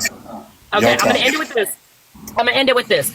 This is what happens. This man mocked George Floyd when he was unalived by a racist cop. He has mocked Black and brown people who have been the victims of systemic violence in this country. There was no call for prayer or half mass for any of the victims of systemic violence in this country, or for the people who are being genocided in Palestine at the hands of a country that's not even real and is settler colonial and is funded by our disgusting government. So please miss me with your fucking virtue signaling, and please learn the meaning of words, because gaslighting, you don't know the definition. I rest. That's time. All right, let me do this. So quick announcement. Let me, you got the time, but let me, quick announcement, right? And again, I want to see the temperature of the chat and the folks who are in the request.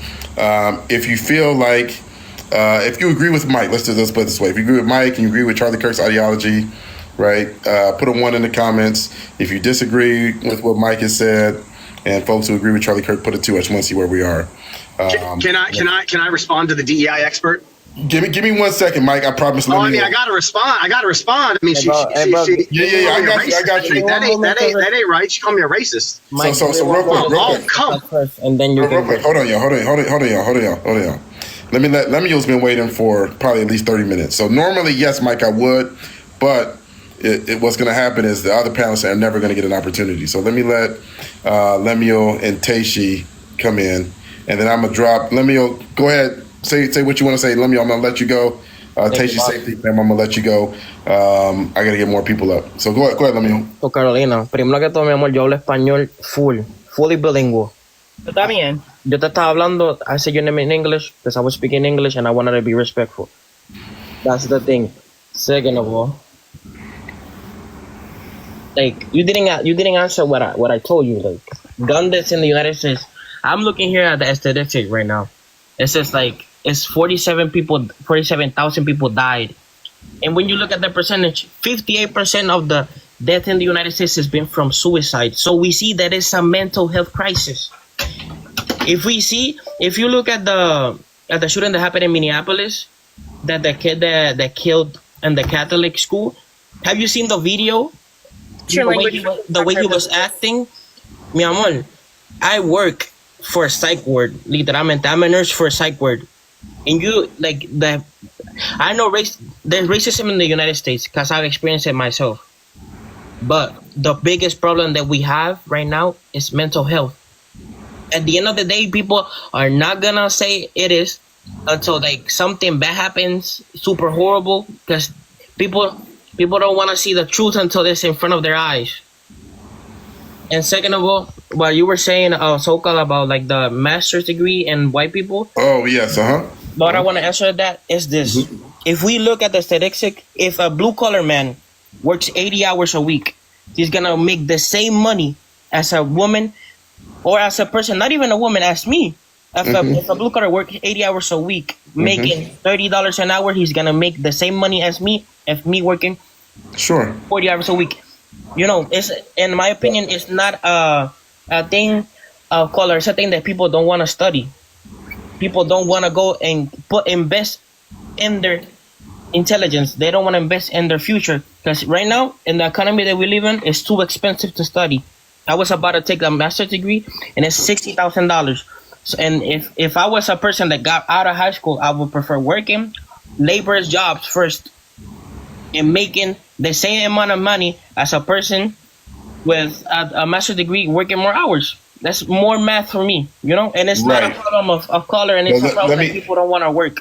Let me respond to you though, right? Because yes, you could have the situation where you have someone who's a welder, for instance, coming straight out of high school, and he's working or she's working 80, 90 hours a week. But right, the data and the information I'm giving you is aggregate data. So you're going to have the outliers on both sides, right? You're going to have the person with the high school diploma that's working 80 hours a week, but then you're going to have the person with the master's degree that's working 80 hours a week too. And so when we look at the data, again, we look at big numbers, right? Big numbers are normally reliable because it takes into account a lot of different people, okay? And when we look at those big numbers, right, we see that black women with a master's degree make around the same, slightly more, than white people with a high school diploma, right? And so, yes, you're going to have your outliers. I'm not arguing that. But overall, that is very troubling, right? That's very troubling. And I think we have to acknowledge that. I don't think that, and I think that's a problem for everybody, right? I would hope Mike would acknowledge that. If I have a resource that's more precious because it's rarer, and that resource isn't being valued correctly, that's a problem for any group. And so that's what I'm talking about, Lemuel. So it's not like I'm picking 5 people here. I understand you're speaking with facts. Right? The last statement that I want to go, let's say what before I leave. Go ahead, and then I'm going to let you go. Go ahead. You know what, like, first of all, I understand that the debate is getting heated, but please let's not make it like personal and attack each other and curse at each other, because, you know, that's not what we're doing here. We're just having a respectful debate, and that's was my point when I first did my opening statement, is that we are losing respect for debates, because like now we're attacking each other, now we're screaming at each other. That's not the point of this. We're here to talk, even though we agreed or didn't agree with him, Charlie Kirk. We're here to talk about different opinions and learn from each other, not be saying that I'm the master, I know more of this. No, I'm here to learn from you, you're here to learn from me. This is a debate, this is what we do. You know, Lemuel querido, respectability politics are not going to save us. I'm just going to leave you with that. Okay. All right, I'll let you go. You know what's going to save this country? Nothing, because we're so far gone and we're so far in hate. The only thing that's going to save our country is God. No, and stop that. So stop that. Wait, I have 1 second, please. Yeah. Hold on. Let me. As an indigenous woman, that is violence. Okay. Keep your religion off of my land. Keep your religion off of my land. Okay, so real quick. Listen. I'm gonna let me go. Thank you, Lemuel, for coming out. Can I say something before I leave? We have to stop having this victim mentality. Let's stop having this victim mentality. I came from nothing, and now I'm a nurse. I didn't have food to eat and nothing. You know, don't be like, I am a Latino. No, we have less. We have to. I am Inde and Purepecha. Let me go. Respect it. I'm an indigenous. Let me let Taishi go ahead. Taishi, family, anything else you want to say? Go ahead. Yeah, so I will close with this. The live that I watched last night, there was a bunch of right wingers on from America and the UK, and they were saying that, you know, this is what the left do. First of all, we don't know who's done this. We don't exactly know who, the reasons. Until we know it fully, people can start throwing their temper tantrum accusations around. But they were saying this is what they do. They're not like us. We're civil. Can you imagine the nerve? Can you imagine the nerve to say that they're civil after everything that we've had to tolerate for millennia from these right-wing supremacists? After everything that we've had to tolerate, they want to call themselves civil. Because do you think did we debate with Hitler? Did we sit down and break bread with him? The F we did. What the hell are you talking about? The last thing I want to say is this is definitely manufactured white outrage. I need everyone to remember this. All the optics are there. We are now expected to feel sympathy for people that had no humanity for everyone. He even said he didn't believe in empathy. He spoke badly about black and brown people, but we're supposed to have empathy for him because this is manufactured white outrage. It's happening all over the world, right? And I'll tell you something right now. We're not stupid. You have got away with, oppressing us, our ancestors. You try it. You try your agenda now. We see you. We see what you're doing. And what you're not understanding is this time we're a couple of steps ahead. You go for it and you see where it gets you this time. That's all I want to say, Smitty. All right. Thanks, Taishi, for coming up. That's the comments I'm talking about. Those are go ahead, Mike. This is Mike's turn. It's Mike's turn. Let me go ahead, Mike. Your turn. Go ahead. Those are the comments I was talking about, and I didn't even need to pull the video clip to show you the people in the House that were saying that kind of stuff. This is a Democrat right here live telling you, clock that T, girl. We're going to show you. Yeah, guess what? I don't think so. Okay, try it. Go ahead and try what you think you're going to try. Okay, I guarantee you, if you want to start something, our side's more than capable to finish it. And I'm not even threatening. I'm not even threatening nobody because guess what? Guess what? Those are the comments that are hateful. They are not going to build America up. They're going to tear America down. First off, we saved your ass in World War I and World War II. Okay, so the disdain you have for this country, please get out of here. All right, and then all this racist talk. I mean, come on, you people are sick. You sit there. You basically just said he deserved what he got.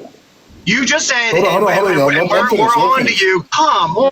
These are the undertones that I'm talking about. And this is the rhetoric and the talk that you can't have. Okay? This is the kind of stuff that was happening back when MLK was killed. And he was killed for what he said. Oh no! You can sit here. You can sit here and laugh. No. He's not invoking MLK. To the opposite of what MLK stood for. Absolutely fucking not. So real quick. Jesus and MLK. No one should mute his mic.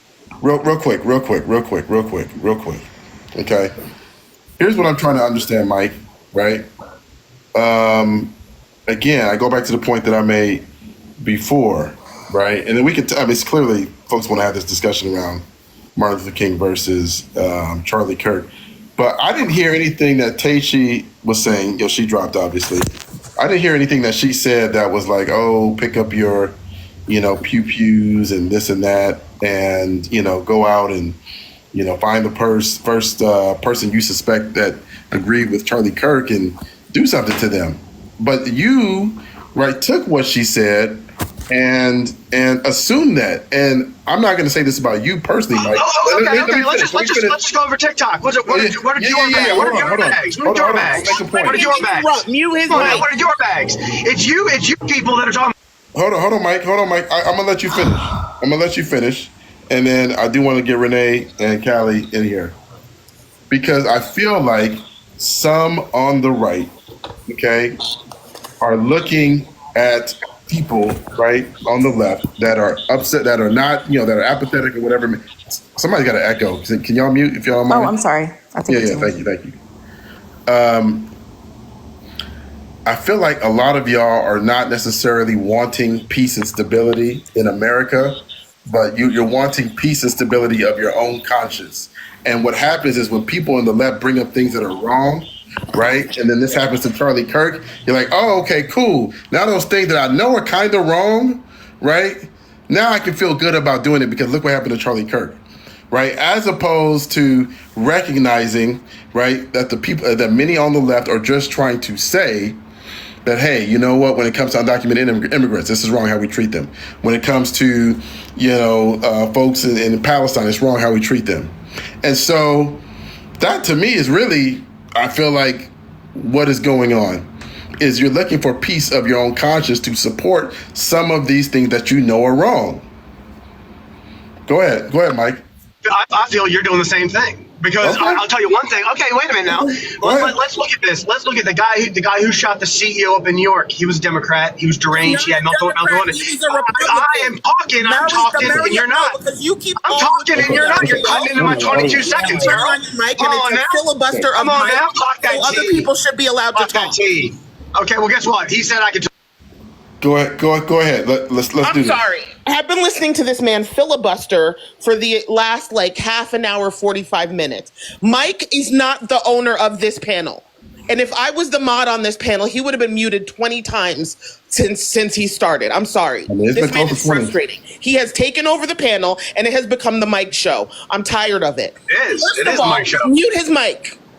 No, according to you. Mute his mic, please. Okay. Go ahead, Renee. Go ahead. According to you, I'm waiting for his mic. Okay, hold on. Let's let Renee jump in. Go ahead, Renee. Go ahead. He compared this man who said, and I quote, I'm not even going to say it myself. I'm going to let him say it. It was all about empathy and sympathy. I can't stand the word empathy, actually. I think empathy is a made-up New Age term that does a lot of damage. But so you want me to feel empathetic towards someone who said that empathy was a New Age concept that he thought was stupid. I refuse. Secondly, where were you last month when a Democratic senator and her husband were actually assassinated? This man was an influencer. He was not a political figure. He was not an elected official. He was an influencer who used his platform to spread hate and division. And now you want to turn around and talk about how much of a godly man this man was. You want to compare him to Jesus fucking Christ and Martin Luther the King. Fuck your you. mouth. Turn off your mic. No. Secondly, I am tired of hearing. Mute his mic, please. Secondly, I am tired. You won't talk about my God like that. Mute his mic. I am tired of these white men filibustering every conversation as if their opinion matters more than literally everything else and objective truth. You are spreading lies. You are saying abject lies and disinformation about things. Hold on, Mike. I'm going to have to let you go, man. I have no social power to be a racist, but you know what I am? Tired. I am exhausted on listening to you guys bloviate and obfuscate and own the narrative when that is absolutely not the case. I am glad that right now that I am an agnostic, especially since these people consider that man a godly person. If that is godly, I do not want a damn thing to do with it.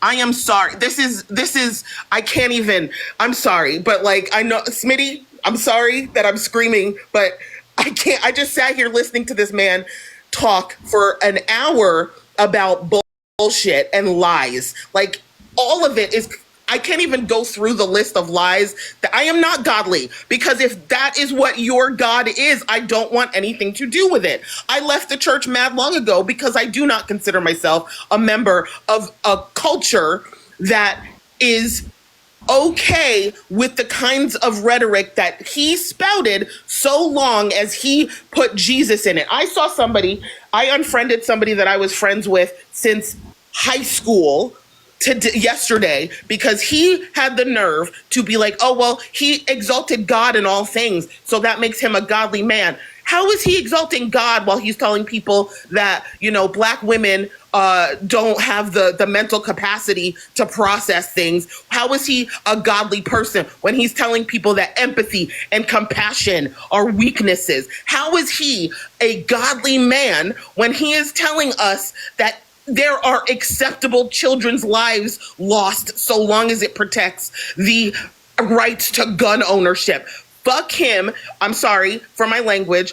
Poop him in the face and poop everybody else in the face who thinks that this shit is okay and acceptable and that we just have to lie down and take it. I love TikTok Shop, but fuck that guy. All right, so real quick, y'all, hold on. We got to stay to order. I know people want to jump in. And Mike, I had to let you go, man. You was interrupting way too much. Now, to be fair, other folks have interrupted too, not as much as you were. But, okay, please respect the panel, right? Please respect the host. Please respect the panel. Please do not interrupt. I know there are certain things that, trust me, it makes my blood boil too. But there's a reason why we have this process, right, and these rules. There's a reason, trust me, right? And I get folks, if you got to leave, you're like, you know what? I can't listen to this guy. I understand, right? But please respect the rules of the panel. Let me go to Callie. We're going to go to A-Money and then Issa. Go ahead. I'm just confused as to why we're here. I don't know what the outrage is about when this man himself said that, a few QQ unalivings a year is worth it for the Second Amendment. In my personal opinion, he took one for the team, his side of the team. That's what he believed. So why is anyone shedding any tear? He also didn't believe in empathy, as some people on the panel already spoke to. So I don't know why there's a provocation for me. What provocation do I have to extend any empathy to him? He certainly did not have that empathy for others. He did not have that when George Floyd had a knee on his neck for 9 whole minutes. Instead, he came back and said Chauvin didn't get a fair trial. I don't understand where we're going with this. He, as Renee alluded to, he He said that black women don't have the processing power. Some of the most highly intelligent black women in this country, by the way. We're talking about people like Michelle Obama and Kamala Harris, things of that nature. People that are far more accomplished than him. And he's telling black women that they don't have processing power. This disgusting man said that if his 10-year-old daughter was raped, she would be forced to have that baby. Okay, let's be real here. Let's put this into context. This person had no empathy for other people. He called abortions an H cost. They're a medical procedure and sometimes necessary to save women's lives. But he likened that to an H cost, which is bizarre considering he didn't actually condemn the H cost that is taking place in Gaza right now. He has not condemned the H cost that is taking place in Congo right now, has not condemned the H cost taking place against the Sudanese people right now. So let's be so freaking for real. This man was a hate monger, and he got exactly what he put out into the world. Somebody took his life, and by his own admission, that is an acceptable unaliving because, hey, we've got the Second Amendment. All right. Thanks, Callie. We'll go to East LA, then we're going to go to A-Money. A-Money wanted me to skip her for a second. So, East LA, what are your thoughts on what happened to Charlie Kirk? I heard the quote regarding empathy, and I don't think Charlie Kirk would want your empathy. I think Charlie Kirk would want you to have respect for his family and say that you hope that God blesses them and eases their pain. I would hope that Charlie Kirk would want you to feel a degree of sadness because a human being was unalived. Whether or not you agree with him ideologically, that was a human being. He wasn't a criminal. He wasn't a violent man. The things that he said, and by the way, I'm very familiar with his work. Host, just give me a wrap up and I'll wrap up. I'm very familiar with his work. I've been following him since 2018. Very familiar with his work. Everything he said, when put in the context of his narrative and put in the context of the subject at hand, everything that he said was completely in line, though I disagreed vastly with many of the things he said. I never disrespected him as a man, and I never would want any human being who does not hurt other people, not by words, but literally by actions. I would never want anyone to have any type of, I wouldn't call it just fruits, I wouldn't call it a self-fulfilling prophecy. When a person is unalived by way of schmurder, that is injustifiable, inexcusable. The only thing I would say for the prescribed time is I pray for the ease of heart to the family, nothing more. That's called respect. Did you have that much respect when George Floyd was unalived? In 9 minutes of Derek Chauvin kneeling on his neck? Did you tell Charlie Kirk, since you've been following him since 2018, I imagine you got on one of his message boards and told him how wrong it was to decry that he wasn't unalived by that knee on his neck, despite the coroner's report. But no, he was just a drug addict, and that's why he was unalived. He was just overdosing, despite the fact that that was not what the medical report said. Did you dispute that when Charlie Kirk minimized his life and called him a scumbag and suggested that he deserved to be unalived for being suspected, not even convicted of a crime? Did you have all of this empathy and sympathy? Did you pray for that man's family and his children? Did you pray for him? Yeah, I imagine you did not, real quick. Mr. East Let me LA. let East You've LA been following address this. Charlie Kirk since 2018, so you were around, and I'm sure that you witnessed him say many, many racist things, and I'm sure you did not decry in his comments and hop on panels to talk about how wrong Charlie Kirk was for belittling other people's lives lost. Let's let East LA address this point, and then I want to go to A-Money, then Carolina, and then up to Queen. Yeah. I can be very succinct in my response. I said many times that I vastly decry that much? Did you protest on his comment section? Did you dispute in any way the hateful rhetoric that man spewed out since you've been watching him since 2018? I did not ask you whether or not you agreed with everything that came out of his mouth or even that subject matter. Did you get on panels? Did you comment in his sections to say, this is wrong, we need to pray for that man's family? Did you do that? Because if not, then save your fucking hypocrisy, please. Let's let him. Okay, thank you, Callie, for that. Let me let ECLA go ahead. ECLA, your response to that, and then I want to go down to Carolina. Yes, I did. Okay, all right. Let me thank you, ECLA. Let me let Carolina go in. So we go Carolina, A Money, and then Queen. Okay. So I want to start by saying I'm not surprised by what Isele is saying, because just as I expect pilots to fly planes, I expect bootlickers to lick boots. So not surprised by any means whatsoever. However, I would like to request people on the panel and people in the chat to please stop invoking your God, okay? Not everybody subscribes to your immoral religion. And I'm sorry, I'm very sorry for anybody who is a Christian who is not a complete douchebag, but I am an indigenous woman. This is my land. That religion is a cancer that has been used to, in the G side of my people, and the enslavement of my African brothers and sisters. So when you try to invoke your religion or telling Renee, oh, don't use curse words when referencing the Son of God, that's not the Son of God to us. We don't have to believe what you believe. If I want to say fuck this, I'm going to say fuck this. If I want to say that your religion is immoral, I'm going to say it. Now, if I were to try to expect you to adhere to what I believe, we'd have a motherfucking problem, wouldn't we? So I'm really getting sick and tired of using that. It is not relevant in this conversation. Even if you look at your own doctrine, this man was not Christ-like. So, like, I'm not even understanding why this is being invoked at this point. But the thing is that you can sit here and say, just like so many other people, I didn't always agree with what he said. Then fuck him. Because, again, a man did not believe in empathy. I am honoring his wishes by not giving a fuck that he is no longer on this planet. And I'm sorry that I'm going off right now, but I am so tired of it. You are acting like we're throwing parades in the streets, my guy. Let me jump in as someone who is also Christian, right? Let me say this real quick, and then I think it's A Money and then Queen Toy. Let me say this: does it hurt me to hear some of the stuff folks are saying that I typically agree with? Yes. However, I understand why they're saying it, because unfortunately, right, folks in my religion have done so much violence in the name of Jesus that this is something that we have to accept. Right? Like, and so, you know, yes, it hurts me, but right, we have to accept it, because this is unfortunately, right, the consequences of what, you know, folks have put out. So I don't like it, but I mean, it is what it is.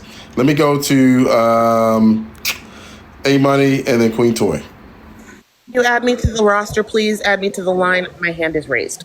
Oh yeah, I got you. Hey, Smitty. Hey, everybody on the panel. I just found it very disrespectful from the two people that were earlier on your panel comparing Charlie Kirk to MLK. Like, that was very, very disrespectful.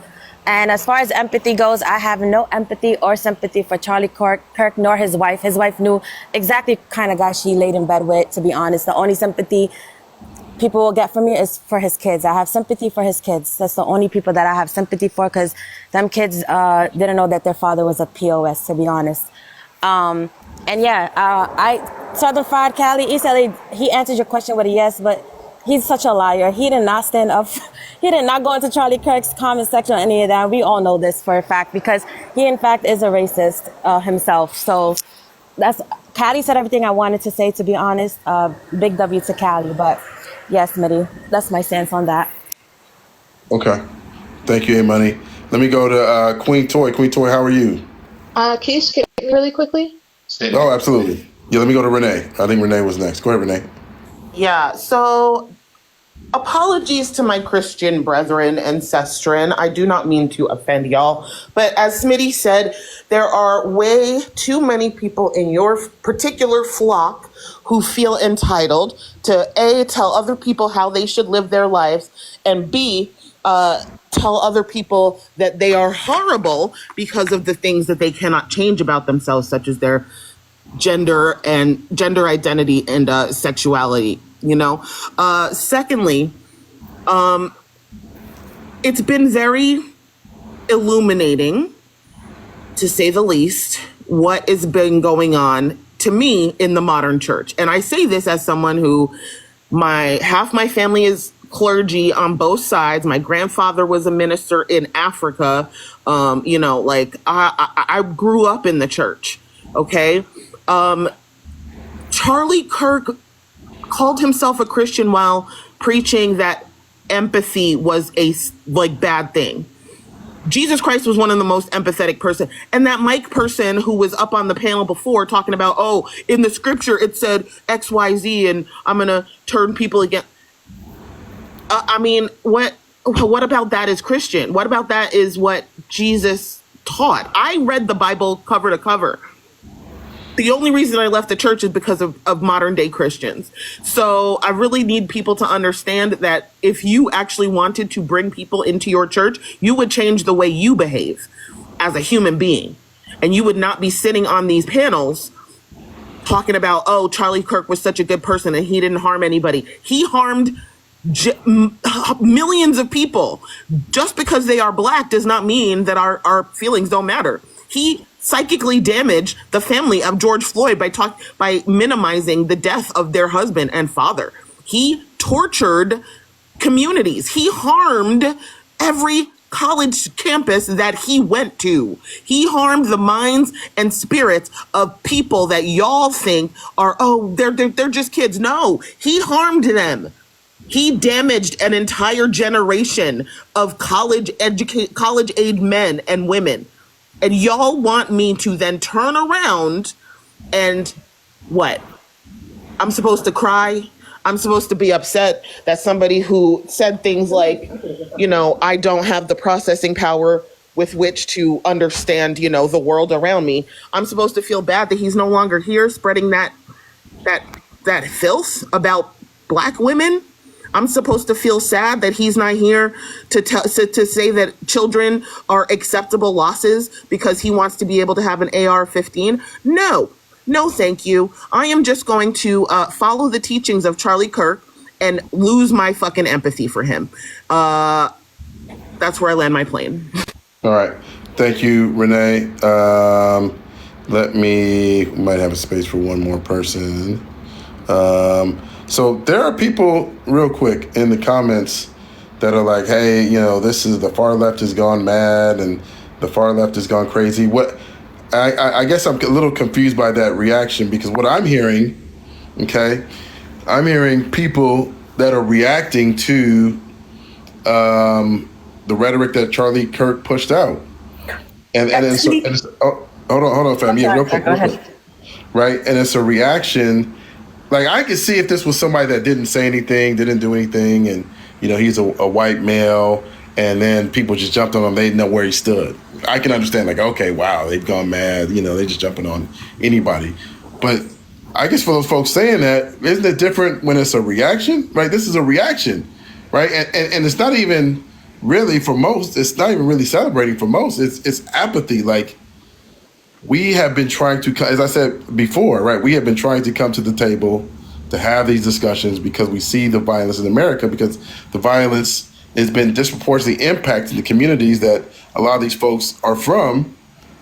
And so now when it's violence against Charlie Kirk, now people say, oh my gosh, we got a problem. But why wasn't it a problem when it disproportionately impacted the folks of these people's communities? And why are you upset that they're having a reaction? Right? Because of the violence that's been happening in their communities. That's what I don't understand. I got a spot open.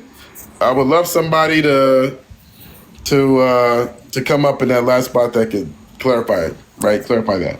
I just want to piggyback on that real quick and say, please, if you can come up and explain how me withdrawing my empathy, I'm not advocating for violence. I just refuse to be sad for his circumstances, which he said he doesn't, believe in empathy anyway. So I don't understand how that is hateful rhetoric, despite the fact that, he and his side of the aisle typically spew hateful rhetoric, including encouraging violence. So I'm confused how me or others on this panel just withdrawing our consideration for this individual's circumstance, how that is hateful. That is not equivalent to violence. Callie has just to piggyback off of her real quick. Y'all. Oh, Nobody, go ahead. I just want to say Let me nobody. make one more announcement. Let me make Nobody one more is celebrating. Nobody is celebrating his unaliving, but at the same time, and nobody is mourning him. That's point blank. Period. Sorry. Go ahead. Yeah. Thank you. No. Real quick, y'all. Hold on, y'all. So real quick, couple quick announcements. I got about 20 minutes. That's number one.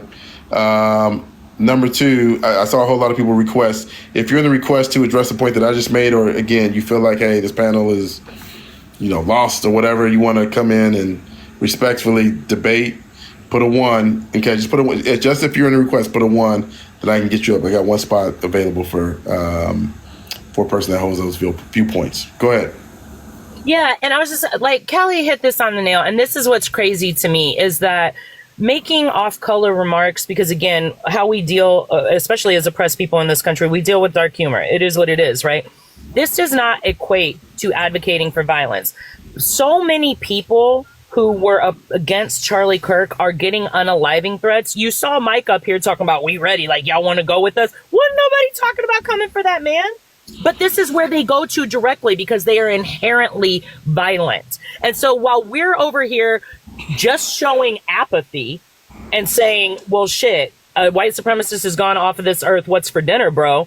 Or while we, may make a joke here or two, but nobody is celebrating. Nobody is calling for this to happen to his followers or his family or anything. They are actively preparing for violence against us. So this just reiterates how insane the conversation is. And again, for anyone who's mad that we're making jokes, because I'm going to say, Alexa, play Protect Your Neck by Wu-Tang all day, and y'all ain't going to do a damn thing about it.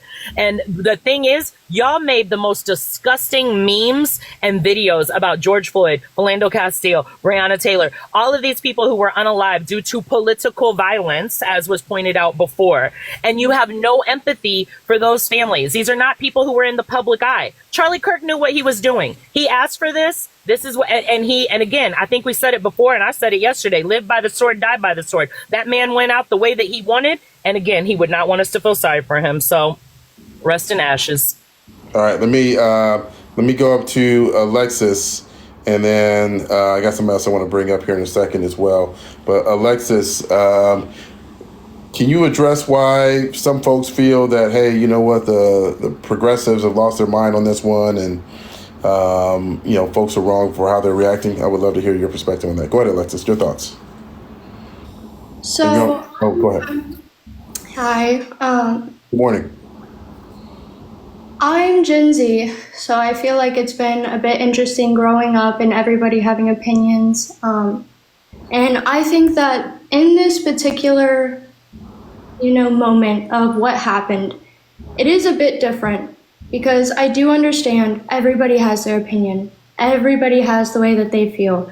I understand that he said, hey, I don't want your empathy, but I think that people are kind of missing the point that somebody was genuinely just trying to speak. Real quick, Alexis, I'm so sorry to cut you off.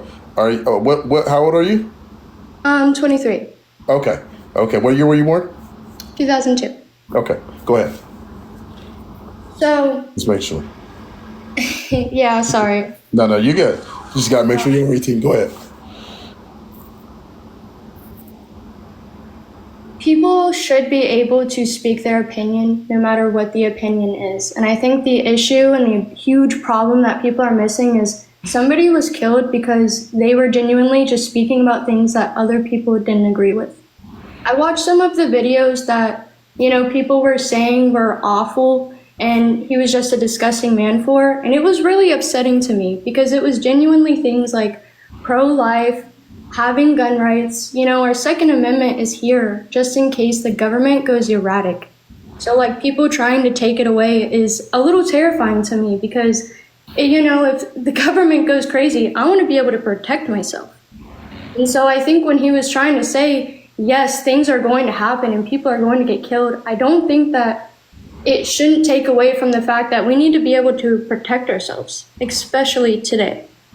Point of order, Smitty, Okay. real quick. So, People keep saying that he got unalived for his thoughts. We don't know who took him out. How do you know he didn't do something to somebody's daughter? How do you know that he didn't do something to another human being? We don't know who took him out yet. So y'all pontificating, saying that he was taken out for his beliefs, which, let's get very clear, he was advocating for white supremacy. It's not just about a difference of opinion. Y'all gotta stop saying that. They don't have anyone in custody yet. Stop assuming you know why this man was taken out. Okay, so real quick, let's see. Hand, just so you know. Yeah. Okay, so go ahead, Renee, and then you know what? Go ahead, Renee. Go ahead. I just need to counterpoint to what was just said, because there is something called the paradox of tolerance. And Karl Popper was a philosopher who survived WW2. And he came up with something called the paradox of tolerance, which is, in a tolerant society, if we want to make sure that we continue to live in a tolerant society where people are accepted for being different and gay and black and, you know, having different religions, we need to be completely and utterly intolerant of intolerant people. And Charlie Kirk was an intolerant person. I do not advocate for violence. I do not advocate for people taking matters into their own hands. But I do advocate for people like who spread violent messages. And let's be clear, the things he said were violent and damaging and harmful to communities. That's not what I'm doing, actually. The things that he said were actually damaging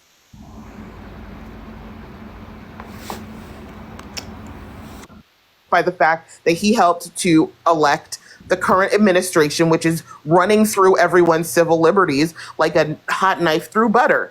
So I really need people to understand that we need to stop platforming people like this. And if you've looked at I'm not answering the comments. Anyway, if you don't understand that certain ideas are harmful and violent and damaging, then I really don't know how to explain that to you. Like you don't understand that ideas become things, thoughts become things, words become things, and actions and incite violence in other people. So I need to push back on that idea that, you know, platforming people like that and quote unquote debating people about human lives is damaging and violent. May I follow? Yeah, absolutely, Callie. Let me just, there was I think your name was Z Justice. You were in the request. I was going to try to get you up. I don't see you back in the request. So if you want to pop back in, I would love to get you up for the last few minutes of the live, get your perspective. Go ahead, Callie. I agree with Renee wholeheartedly. Words become things, they become policies, they become interactions out in the world. We have seen the uptick of violence since Donald Trump's first term because of the way that he engaged with the topic of violence, both at his rallies, in his speeches. He actually encouraged that. We've seen the uptick in white supremacist alignment amongst young men and boys. And this individual was right there lockstep, coordinating, developing that type of mobilization of those individuals for the last decade. So forgive me if I lack empathy for a person who would see people like me and brown people unalived or stripped of their rights, had no care for women and women's rights. I'm sorry, but these things become real things, and examples of this would be, something like what happened with Barry Goldwater, right? He created narratives around the identities of individuals that he didn't like in this country, especially Black people. Narratives that every one of them, all Black people, we're all criminals, right? We're all welfare queens, right? And we still live with those stereotypes to this day. Those things were imposed upon us and have been debunked time and time again, yet we're still living with them. During 9/11, we'll talk about 9/11 because it seems appropriate at this point. what happened with Muslim Americans or anyone that was brown that happened to be from an Arab nation, and in some cases, not even Arab nations. They could have been from the Asian, continent, could be from India.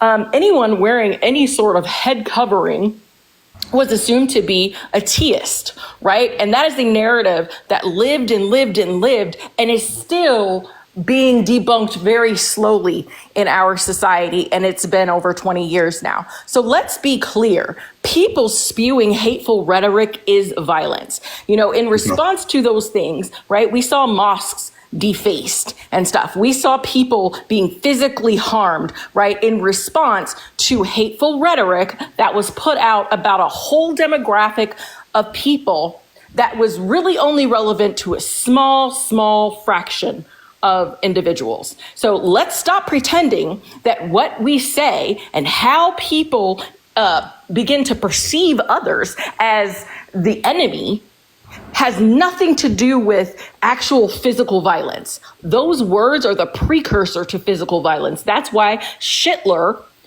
cultivated a narrative of violence before he actually took the actions to unalive each demographic group one by one. Thank you, Kelly. I'm Real quick. gonna drop to make room for other people. I just wanted to say one quick thing to Alexis before I go, and to tell Callie, Renee, I love y'all to death. Amani, A-Money, thank you for your input. East LA, stay bootlicking, bro. But Alexis, I just want to say one thing to you real quick. So you're very young. And you're around the age of my oldest child. My oldest child is 21 now. Thankfully, my children grew up with me, and they have a very balanced and understanding of the world, and they actually do have empathy, for people who are being G-sided in Gaza and across the globe. So, my kids are on the right side of history. I am going to assume that you are a product of your environment. I don't think it's too late for you. I would encourage you, if you are not in college, to please attend college, preferably not a faith-based one. But sweetie, you have a very harsh awakening to the world. You sound like someone who did not grow up around people of color or around people with diversity of thought in general. And so I do think that there is hope for you, but I'm almost done, sweetness. I'm almost done, sweetness. And when an elder is talking, you wait your motherfucking turn. But anyway, so what I'm going to say is that I'm not done speaking. Yeah. So let me let Carolina finish because she's got to go. Alexis, I'll come to you next. I'm going to be real quick. I would encourage you to read. I would encourage you to read books from people across the globe, from people of other cultures, from people of other races, of other faiths. I think that that is the only way we are going to stop this disgusting indoctrination that right-wingers are doing to their children and teaching them to fear people like us because we merely want to exist. That is what I think that you are missing here. Nobody is trying to take anyone over. Your little beloved Charlie Kirk believed in the great replacement theory. So he believed that my existence as an indigenous woman on my land and the fact that I am a survivor of my ancestors who survived G-side by your ancestors, he believed that was a threat to y'all's existence. So I suggest that you take off those little rose-colored glasses that your parents have put on and you wake up to what the realities of the world are and you start living in other people's shoes. I rest, and I hope everyone has a blessed day. All right. Thank you, Carolina. Thank you for coming up. All right. Alexis, your response to that? Give me 1 second. I promised T-Bunny and then Z-Justice, you'll be next. But Alexis, your response. Go ahead, and then we'll go to T-Bunny. Go ahead. So unfortunately, I'm not able to say it to her because she left the chat.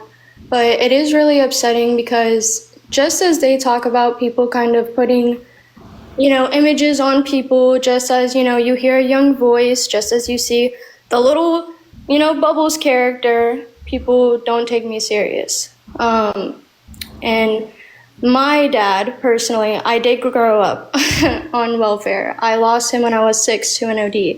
I had a baby at 14 and I had to give him up for adoption. I have been through many, many things in my life. And unfortunately, I don't speak to my mom at the moment because I had to separate myself from toxicity. What the problem, I believe, is the fact that people who do speak up about the things that he spoke up about, they are the ones that do get attacked. And I understand that people have their opinions and they want the world to be this complete certain way. But when I grew up, it wasn't like this. Like, I know people think that my generation is just so young they don't even remember. I do remember. I was here for the change. I was here for the switch and how people were thinking and things that were being pushed. Like, unfortunately, what happened, I know people want to say, it could have not been about what he was speaking about. I do think it was.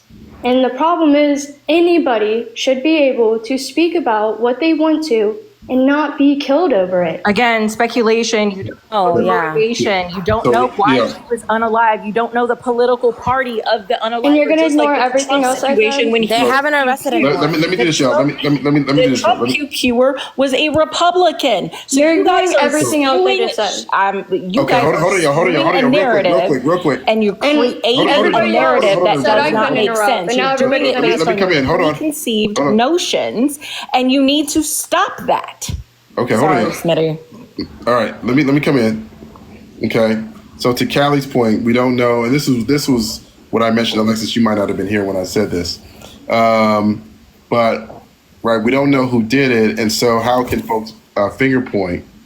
Right? Regardless of who did it, it shouldn't have happened. And the fact that it was at one of his events tells me that somebody didn't agree with what he was saying. Because if it was just him, and let's say he did do something to somebody, they wouldn't have to do it where they did it. And that's what makes me believe that they did have to do it. How does that make sense? How does that not make sense? The Trump QQer was a Republican and a starch Trump advocate. Loved him. I guess just wanted the notoriety of doing what he did. You do not know the motivations of this individual, so stop pretending that you do. Okay, so let me let because it sounds like I mean we don't know. We know folks, when they commit crimes, do things to throw people off the scent of the trail, for lack of a better term. So real quick, Alexis, give me 1 second. Let me let T Bunny come in because T Bunny's been waiting. I'll give you a little bit more time. I got a little bit more time than I thought, so I got about another 18 or so minutes. Let me let T Bunny come in. I know T Bunny's been waiting for quite a while. I appreciate your patience. T Bunny, what do you think about Charlie Kirk, and what do you think about the discussion? Thank you, SoCal, for letting me up. I do appreciate you letting me up and let me say my thoughts on that Charlie Kirk situation.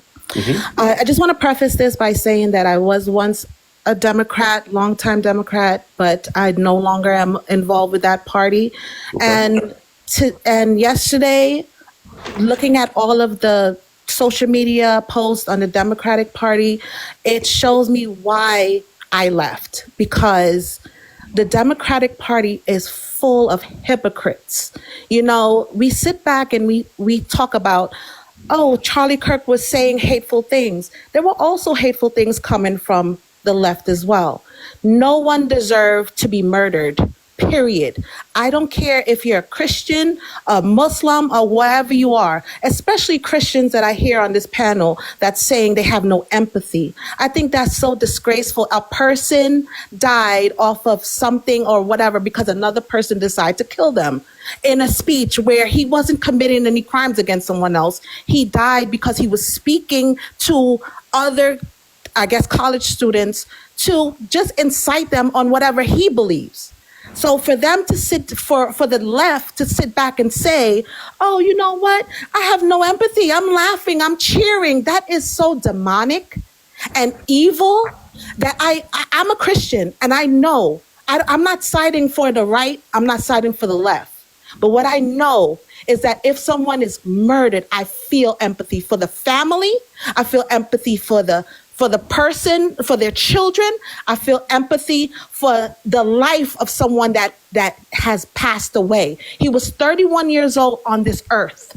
He lived a life, no matter how much you decided not to believe in what he's saying, regardless of that, it shows, the left showed me that I was a part of a bunch of hypocritical thinkers, that I wasn't thinking independently, and I wasn't thinking for myself. I wanted to follow the crowd because there's no way in my life, if I continued being a Democrat, that I'm okay and cheering at someone else passing away. I don't care.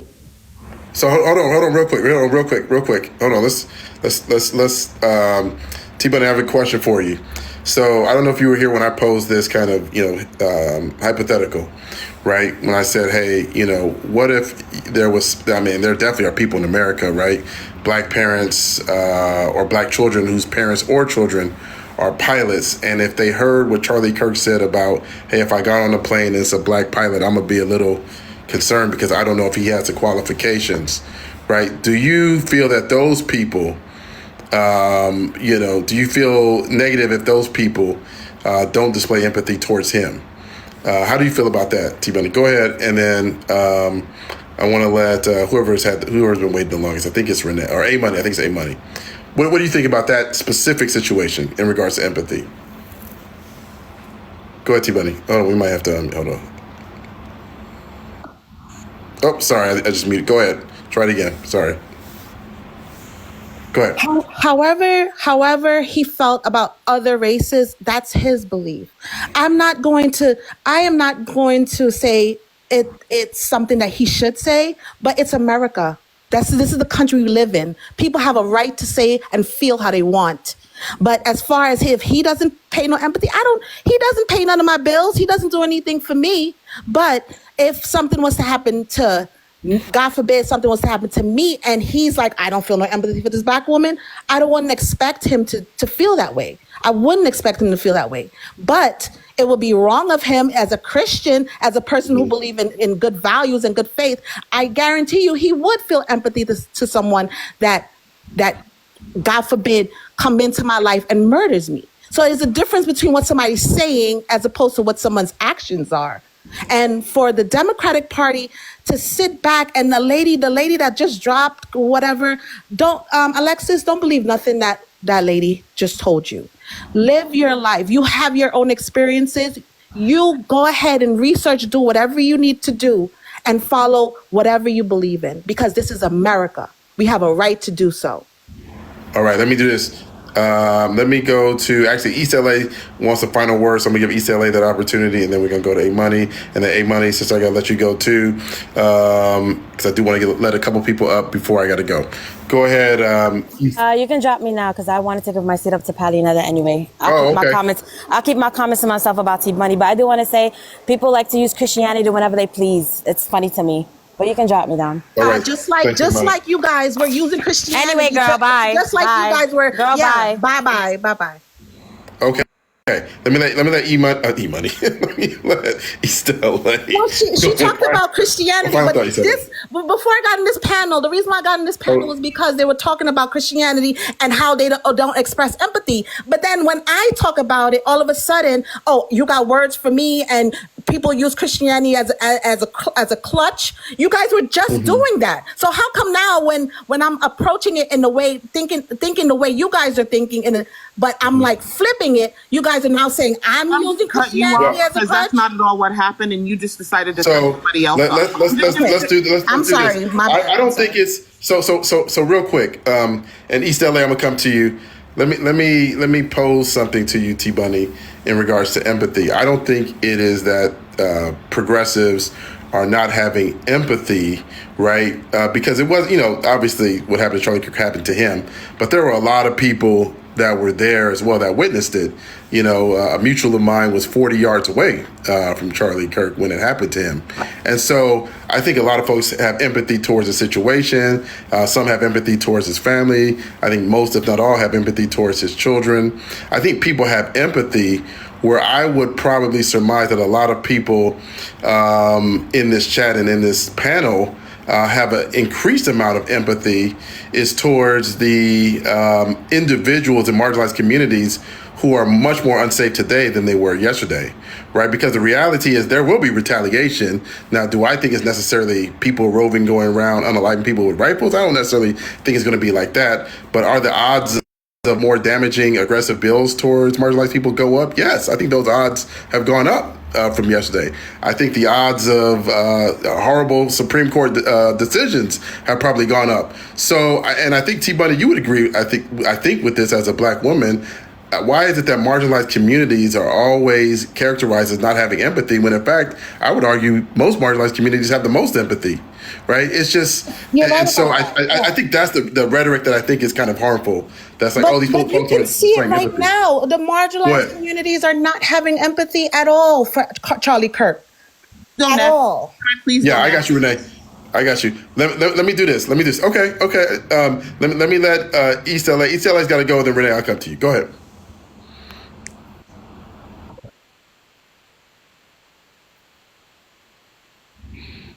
My opinion, once again, my opinion, they have very little respect for dissenting opinions. They display that by incessantly interrupting. You're right. I have very little respect for that dissenting opinion because calling us the radical left is insane, considering we are not the ones who are mass pew-pewing people. Okay, we are not the ones who are advocating for violence like your president. Simply withdrawing our so-called empathy for someone who advocated against us actively and is actively harmful to our communities is not somehow a violent act. I'm sorry, Smitty, but patience was low. I got you. So hold on. Let me give me 1 second. I'm just responding to folks in the request. All right, let me do this. I gotta let some of the folks go. Callie, can I drop you, fam? Tell me if you let me go one more time. Okay, go ahead. Go ahead. Revenge for my No, not at all. It's just I gotta go. Trying to take revenge on me right now. I'm trying to get up to get a comment that I want to hear from. No, not I at all, will fam. You know I drop love you. down because Let me let other people up here, so I will drop. Thank you, fam. Appreciate you. Go ahead, Renee. Go ahead. Final comment. So my final comment, it's very funny that the people who say, don't be a hypocrite and stop assuming are all the same people that call me a Democrat and a liberal and all sorts of things and think that because I lack empathy for someone who literally said, and I quote, I can't stand the word empathy. Actually, I think empathy is a made up new age term that has done a lot of damage. And then you want me to turn around and switch on my empathy for someone who literally said that empathy was made up bullshit. Secondly, I do not, I'm not a Christian, and there are many people in this world who are other religions besides Christians. And for some reason, Christians constantly think that theirs is the only opinion that matters. As someone who is agnostic, as someone who has studied many different world religions, y'all ain't it. Y'all ain't it. And the people who have so much to say in this conversation about what everybody else should be doing really didn't care about the fact that this man had so much vile and bitterness towards people who are just existing. I'm sorry, but if you have strong opinions about how other people are allowed to live their lives and how other people should be operating in the world and this, that, and the other, you are the hypocrite. I'm sorry. You are weaponizing your faith. You are weaponizing your culture. You are weaponizing who you are against other people. And for some reason, y'all think that because I am asking for equality for other people. Actually, it's on video, dummy, Virula dummy. It's on video of him saying it in a panel. You keep acting like this stuff doesn't have photographic evidence. That's my problem. Y'all act like there's not photographic evidence of him saying and doing violent things to people, and that we should just turn the other cheek. I'm sorry. I'm all out of cheeks. No, I'm not done, lovely. I'm not done. So he's not going to drop me because he's not a dick. So to land my plane, I'm just going to say this. People who think that the things that people like Charlie Kirk say are just harmless are really brainwashed, and y'all really need to deprogram yourselves. And I hope that one day you wake up and you can look yourself in the mirror about the things that you have said. about the things that you have done, about the things that you have believed. And I hope that you understand you are never in a position to have to ask somebody like me for help, because I'm going to listen to the words of your boy, Charlie, and drop my empathy. Y'all have the best day ever. All right. Like and follow and help me get to 10K. Thank you so much for the gifts. Have a great day. Thanks, Toast, Renee. I have a question. Yeah, go ahead. People are saying that Charlie Kirk said something about not having empathy. Mhm. Just because he said he doesn't have empathy, does that give you the right not to have it? You. I think that's a great question. I will pose that. Let me let Cubby come in. I'll answer for me, right? Because in many ways I actually agree in the sense that, right, if I look at Charlie Kirk as a racist, as a homophobe, all of those things, right, if I feel he is that way, then I want to be as different from him as possible, which probably includes empathy. I guess the focus of my empathy, again, are on those communities, right, that I think will be very adversely impacted by what happened to him. And that will be the focus, because I know those people, listen, however I feel about Charlie Kirk, there are going to be hundreds of thousands of people that are going to eulogize him, right? The amount of people that's going to focus on him and what he said, right? There's millions of people that are going to do that. But there are people, I tell you, that I've covered their stories that if I did it, nobody else would even know about it. And so those are the people I'm very concerned about. So those are the people that it's not having a lack of empathy, it's just where do I direct it? But let me let Covey jump in. Go ahead, Covey fam. Your first opening comment, please. Yeah, my opening comment. I wanna play this, right? Hold on. You will never live in a society when you have an armed citizenry and you won't have a single gun death. That is nonsense. It's drivel. But I think it's worth it. I think it's worth to have a cost of, unfortunately, some gun deaths every single year, so that we can have the Second Amendment to protect our other God-given rights. That is a prudent deal. It is rational. It's rational to have unalivings of people by pew-pews every year so that he can have his Second Amendment rights.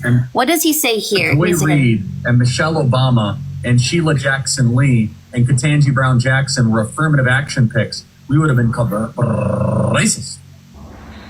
But now they're coming out and they're saying it for us. They're coming out and they're saying, I'm only here because of affirmative action. Yeah, we know. You do not have the brain processing power to otherwise be taken really seriously. You had to go steal a white person's slot to go be taken somewhat seriously. Play cut 52.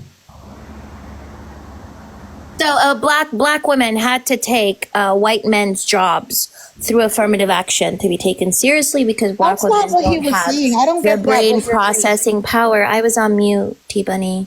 Yeah. So my empathy is reserved, Smitty, for his children, because I don't think any child needs to be witnessing that. I think it is something that's very traumatizing. My empathy is reserved for the people who were at the event, who were traumatized, because I did have a friend who was at the event. My empathy is for the people who are going to be impacted by this as well. I have absolutely zero empathy for this man. This man literally did not even think that I needed to live. This man, actively, his rhetoric was encouraging the idea that my humanity needed to be challenged, okay? I'm not going to sit here and empathize and cry with. It doesn't mean that I'm celebrating it. I'm not celebrating it. I'm not encouraging it. I'm not justifying it, but I'm indifferent to it, right? I'm indifferent to whatever happened to him. I just don't care. I genuinely do not care. And I think like it's just collective gaslighting, to be gaslighting victims or people who experience that level of dehumanization at the hands of his rhetoric. Because God knows how many people he has radicalized with his fascistic rhetoric, how many people he has radicalized into causing harm to marginalized people. I do not care. And the fact that people are trying to sit here having a moral high ground about this person who regularly dehumanized everybody and anybody, like this guy said that black people were better off under slavery because at least they didn't commit crimes then. You think me as a black person, I'm going to sit here and cry over a man who said that black people were better off under slavery or Jim Crow? Like, I'm sorry. This is virtue signaling. This is very performative, selective empathy. I never see this level of empathy and crying over the fact that Black people are being enslaved in Libya, the fact that Adriana Smith was used as a human incubator, the fact that Sonia Massey was unalived in her kitchen, the fact that Tamir Rice, a 12-year-old kid, was unalived. I don't see this level of empathy when it's a Black or brown body who is being unalived or snuffed, but I see this level of empathy when it comes to a white teen nationalist who regularly normalize the dehumanization of people for their immutable traits. So this is gaslighting. It's not going to work. Yeah, let me just piggyback real quick, and then Z Justice, I got you. You'll be next, brother, and then we're gonna go to Chris, and then my sister Swan up top. So I would never try to convince anyone to have less empathy, because I think in America we need so much more empathy, right? And I can see, hey, you know what? A lot of people say, hey, Charlie Kirk was a father, he was a husband. And again, if you want to have empathy towards him, that's your prerogative to have empathy towards him. I guess the problem in America is that there are a lot of fathers and husbands today that won't even go to the hospital because they fear being deported. There are a lot of fathers and husbands today that were overqualified for jobs that just got laid off. And so where is the empathy towards those folks? It's not about the empathy towards Charlie Kirk, right? It's the empathy towards the people that from marginalized communities receive none, right? Like that to me is the much bigger problem. This is actually why I went live, is to discuss actually that piece of it. Let me let this. Can I just say this? George Floyd was a father. Nobody sits here wondering how traumatized George Floyd's children were when they saw how people bastardized his death and how people dehumanized him and saw him unalive in public. But it was Charlie Kirk who sat there dehumanizing George Floyd, saying that he died because of substance abuse, and tried to basically whitewash what Derek Chauvin did, even though George Floyd also has children. So if you're not sitting here like thinking about George Floyd's children, ask yourself why. Let me Z Justice, go ahead, brother. What are your thoughts on the Charlie Kirk situation and the reaction to it? Go ahead. Yeah, I'll just say that I'm very disappointed with the foundational Black American community response to this. I'm very disappointed. Because number one, there's a conflation between empathy and sympathy. I think if you open the dictionary, you realize, why are we talking about empathy? Empathy is when you feel something with someone. Sympathy is when you feel something for someone. Charlie Kirk is dead. What the community wants is that we should be divided. We should be looked upon as Americans. All of us, black, white, yellow, green, yellow, whatever colors you want to choose. Why is it so hard to feel a sympathy for the death of someone, for him, not for his cause with him, which would be an empathy? By the way, that was his term for the political thing. When he stated that he doesn't believe in empathy as a new age shit, he stated because it's been used as a propaganda tool in order to evoke a political leverage. But sympathy, this is what he was advocating for. So I find it extremely disturbing. When Malcolm X died, right, I think that all Americans should have sympathy for his death, despite the fact that a lot of shit that he propagated for could be problematic to other parts of the American society. Nevertheless, I still believe that every American, under the flag of America, should have sympathy for their brother and your sister, regardless of the race. And if the Black foundational African Americans who experience segregation, racism, oppression, believe that can withdraw the empathy, I believe, just like you, Smithy, it's going to come back to haunt and divide America further, and this is not good for the cause. Because in the end of the day, we cannot recognize that we all humans, and we all colorless and colorblind, and the death of this gentleman, because whatever the shit he wanted to speak about is really have no right to anybody not to sympathize with this guy, and definitely not dehumanize, because guess who's going to be dehumanized next? Guess what's going to happen next? Okay, all right. Let me let Swan go. Then we get Palinata, and then we're probably gonna go to closing comments. Oh, you can drop me. Okay, thanks, T-Belly. Thanks for coming up. Thank you for letting me up. Absolutely. All right, let me go to Swan. Go ahead, Swan. Fam, how are you? I'm well. How are you? I'm always so happy to be on your panel. These discussions are great here. I do think that it's very problematic when people speak on Black people, but they've never experienced being a Black person, right? Because what happens is we hear people trying to tell us how to think, feel, and respond, right? And why do you do that? You do that because you've been indoctrinated by white supremacy. Also, not all Black people are foundational Black Americans, right? Stop using these terms if you don't know what they mean. But I want to talk about the fact that Z Justice and a lot of other people, I've been listening and I was in Sean's live for a little bit, have literally been proving the point. Charlie Kirk was a fascist. He was harmful. He was a Timu Austrian painter. This man went from college to college to college, creating, right, a fascist army that we now have to deal with, and we're seeing it real time. In real time, the people that disagree with us saying that we have empathy for the people that he harmed, right? Z Justice is prime example. Z Justice is not going to be able to engage in a discussion with me or a back and forth, right? Because he's not capable of comprehending that he's been radicalized by the very things that Charlie Kirk said. On June 25th, or I'm sorry, it was June 27th at 12:11 p.m., 2025, Charlie Kirk, he tweeted about Ketanji Brown Jackson, right? And he said that she was a DEI hire and that she only had her position because she was a Black woman. I've been asking people how they feel about that. These people that say we should have empathy, right? And you know what they say? Well, I mean, she was a DEI hire. Can you tell me about her career? Can you tell me what a DEI hire is? What does DEI stand for? And they don't know. They can't answer that question. DEI hire, for those of y'all that don't know, is not a thing. It's not a thing. It's something that people will say, right, to continue and further the marginalization of people who are Black or people who are belonging to marginalized communities, right? The fact that y'all are pedestalizing, right, and upholding a quote unquote legacy of a man who is a white Christian nationalist is exactly the issue. We now have to deal with the army of people that he created, right? And unfortunately, I need people to wake up.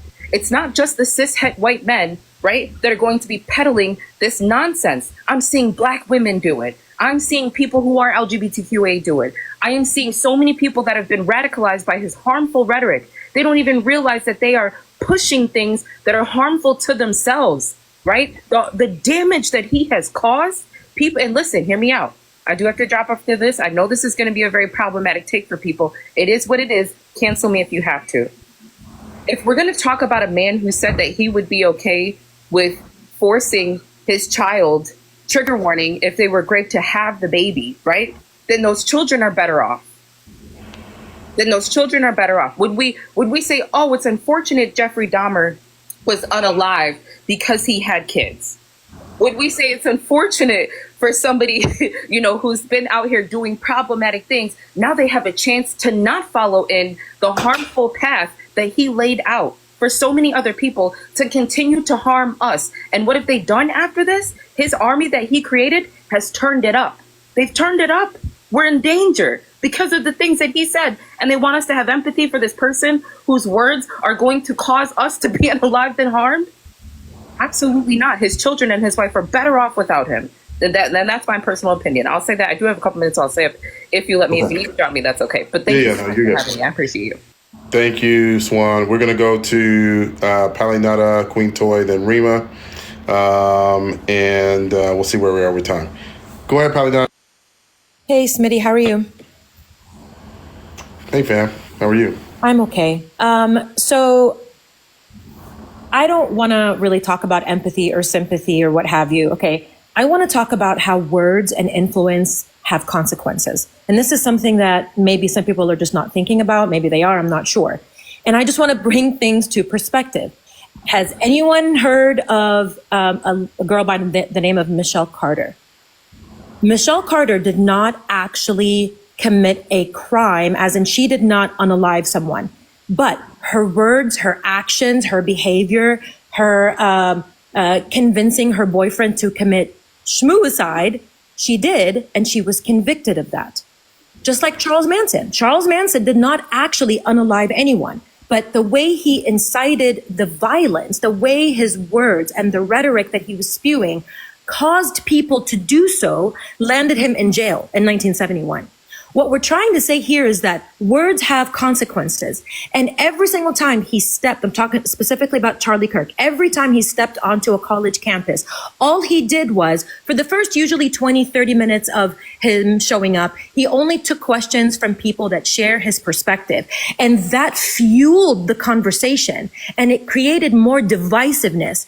And that way, whenever someone comes up that had a different opinion, he would basically ridicule them. This caused a lot of divisiveness, not only on campus with impressionable young women and men, it basically triggered all the way up to the President of the United States right now. Whenever the President of the United States announces your death, that means your rhetoric has reached the highest possible level. And then whenever you have members of the Israeli cabinet mourning you, you are a piece of shit human being. Like, if you have the worst people on the planet that are currently committing a G-side mourning your loss, it means you were not on the right side of history to begin with.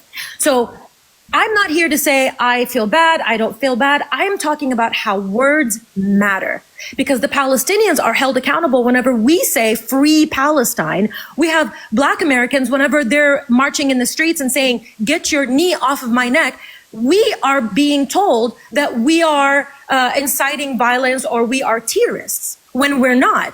But whenever this person perpetually does this, time and time again, for over 10 years, and this is what comes out of it, then you have to really think of a different perspective. And then also, for those that do believe in God, the divine, whatever it is, the place he was shot was the vocal cords, because he spread this disgusting rhetoric and propaganda. And that way we never have to hear that bullshit ever again.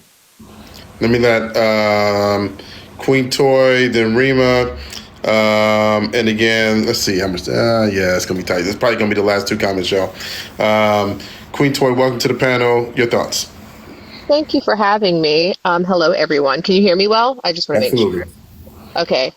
First of all, I think as a Christian, we need to stop calling people like Charlie Kirk and the evangelical Christian nationalists, I put that in inverted bunny ears, Christians. Because with any type of extremism, particularly when it comes to Abrahamic religions, you only get that with two out of the three, and not the third, ironically speaking, when they're taking part, or they are the arbiters of what's going on in the Palestinian state. So calling them Christians is a slap in the face to people that are actually Christians, and it's just inappropriate and unacceptable. And as far as empathy, sympathy, or any of the things, only for his children, and cautiously so, because there was no empathy for the daughter of George Floyd from the same people that are wringing their hands in the streets behind Charlie Kirk. And that can't be lost on us as a society. And to say, oh, it's just because of his views, it's a matter of being for human rights and being anti-human rights. And the reality of the matter is that he was anti-human rights for anyone that did not look, speak like, walk like, and think like him. So no, I don't feel bad that he's no longer in the land of the living. I don't feel bad for his wife, because we know that she was a witness to all of these debates that he had. Again, that's an inverted bunny ears. So she knew who she was laying next to at night. So I don't feel bad for him. I don't feel bad for her. I don't feel bad for the people that he worked with. The fact that the president has the flags at half mast is wicked work to me, right? Because he is validating and he is legitimizing what Charlie Kirk stood for and what his people that surround him continue to stand for. And that's a very dangerous proposition. That is a very dangerous place to be, because these people have no outlet at the moment for the big emotions that they're feeling behind a horrible human being that is no longer here. So what they're going to do is they're going to find a scapegoat, like their president always does, for everything that goes wrong in his life or in the country. And that scapegoat is going to be a black and or a brown person, right? So now we have targets on our backs through no fault of our own, because of the things that he propagated when he was here on this earth. So there is no empathy, there is no sympathy, and I don't, as a Christian, I'm going to have to deal with God with that personally, and I've decided that I can reconcile that for myself. I'm not saying that everyone else has to do it. I'm not celebrating. I'm not having champagne or whatever the case may be. But I also should not have to be forced to feel some type of way that this man is not here. For the first hour, I was like, oh my God, because I was shocked when I saw the video. I was like, this is awful. And then I was like, he said that it's okay if several people lose their lives annually, if that means that he has his right to the Second Amendment. And he lived by those words, and he lost his life by those words. The last word that he literally said was violence. The very last word that came out of this man's mouth was violence. And it was him finding a way to spin and denigrate Black people in relations to gang activity, when that was not even the question that was posed to him. So that's what I have to say about that. Thank you. We are going to go to Rima, and I think Covey wants to get in. And I'm seeing quite a few people. Let me do this last poll of the day. If you believe that the reaction of the progressives has been on point, put a 1. If you feel like there's been an overreaction or irresponsible reaction, or it's bothered you, put a 2. I just want to see where we are in the chat. Let me go to Rima, and then we'll go to Covey, I think. And again, if there's somebody that does disagree with the panel, please feel free to request. I'll try to get you for one quick comment. So just understand it's going to be one quick one. And that'll probably be it. Go ahead, Rima. Hey, Sam. How are you? I'm doing well. I know that quick one thing was for me. I'll try not to be long-winded. Listen, guys, I don't know why everybody's crying over Megamind. Megamind will be all right. He had a cause. He was very firm on his cause, and just like every red-blooded, Christian nationalist, he believed in what he believed in, and he pushed for that, right? So when you have a cause, you have to be willing to, lose your life for that, okay? And that is the basis of your cause, especially when you are pushing a cause as such, right? And so he was not only, and here's where it gets dangerous. He was not only, saying these things in small circles, but he was also influencing young minds who were combating against this. And I'm so proud of this generation, right? And he was making statements. So not only was he being harmful against the Black community, but he was it's just your typical, it's your typical fascist bigot. Am I going to say, and of course we have to, we always have to do this, love thy neighbor, turn the other cheek, we always have to follow, when it's happening to them, we always have to show empathy. Violence is never the answer, all of these little buzzwords that have been used time and time again, even though those same buzzwords, it's like, do as I say, not as I do. So like Megamind will be just fine. And for all of you Megamind supporters, you guys are looking really red in your videos with your blood pressure all high. You need to stop, because you didn't care about the things that Megamind said. You didn't care what he said about Palestinians. You didn't care what he said about Latinos, immigrants. You didn't care what he said about Black people, which was absolutely disgusting rhetoric, right? And so, and I see a lot of videos also trying to make some type of symmetry between. I saw somebody who put a video, a picture of Malcolm X, saying, "Oh, he was the Malcolm X of you." Megamind was the dirt on the shoes of the likes of brother Malcolm X. Okay, but just like Malcolm X had an idea, and he had a cause, and he was willing to be unalive for his noble cause.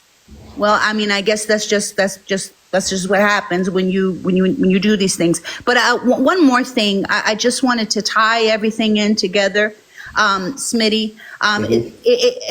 Violence coming from, and it's always the same group of people. And I just wanted to thank Z Justice coming up here. Z Justice is from the Holy Land. He's from God's chosen. He's from Israel. And I want you to know that the stance of Israel is that Megamind, Charlie Kirk, was a martyr for them first, and then for the United States of America. So I want you to understand, when you hear Palestinians saying what they're saying, Africans, the Black community, Latinos saying, that we're all saying the same thing. And I'm so glad that Israel has made their position very clear on how they feel about white Christian nationalism, racism, and dehumanization of marginalized community. Thank you. Thank you, Rima. All right, we're going to go Covey. And again, if there's somebody that disagrees with the panel, I can try to get you up for one quick comment. So let me know if you're in the request and you disagree with the panel. I'll try to get you up for one quick comment. If not, Covey's going to have the final word. Go ahead, Covey. Something. Smitty, I hosted a live about this, like right before I came to your live. I kid you not.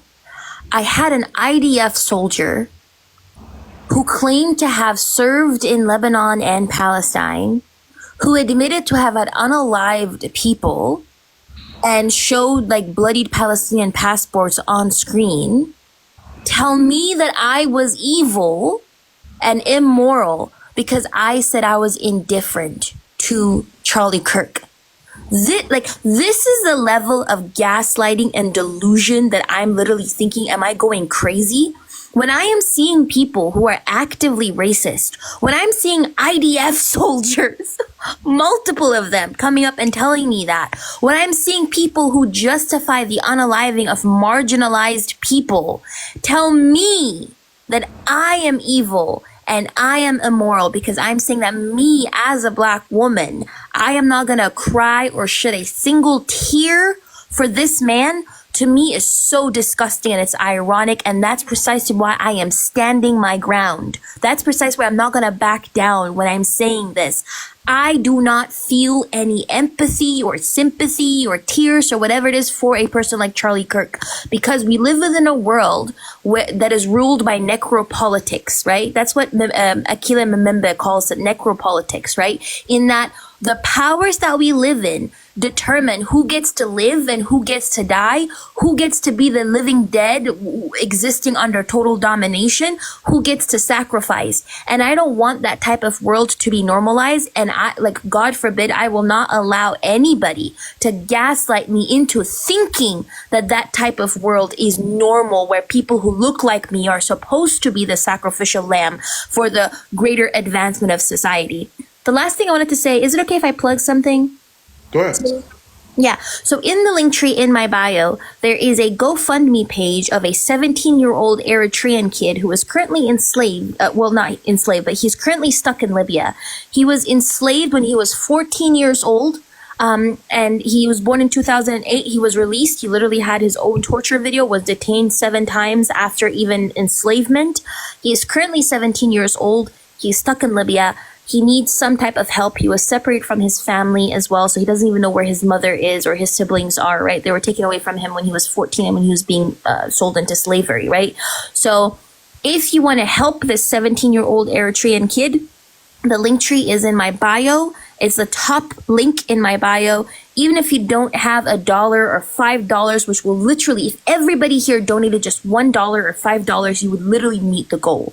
But even if you don't have $5 or $1, you could also share the link, because that would do a lot of help. So thank you, Smitty. I appreciate you. Thank you very much. You're good. Spirit, I know you wanted to come up and share a point of disagreement. Go ahead.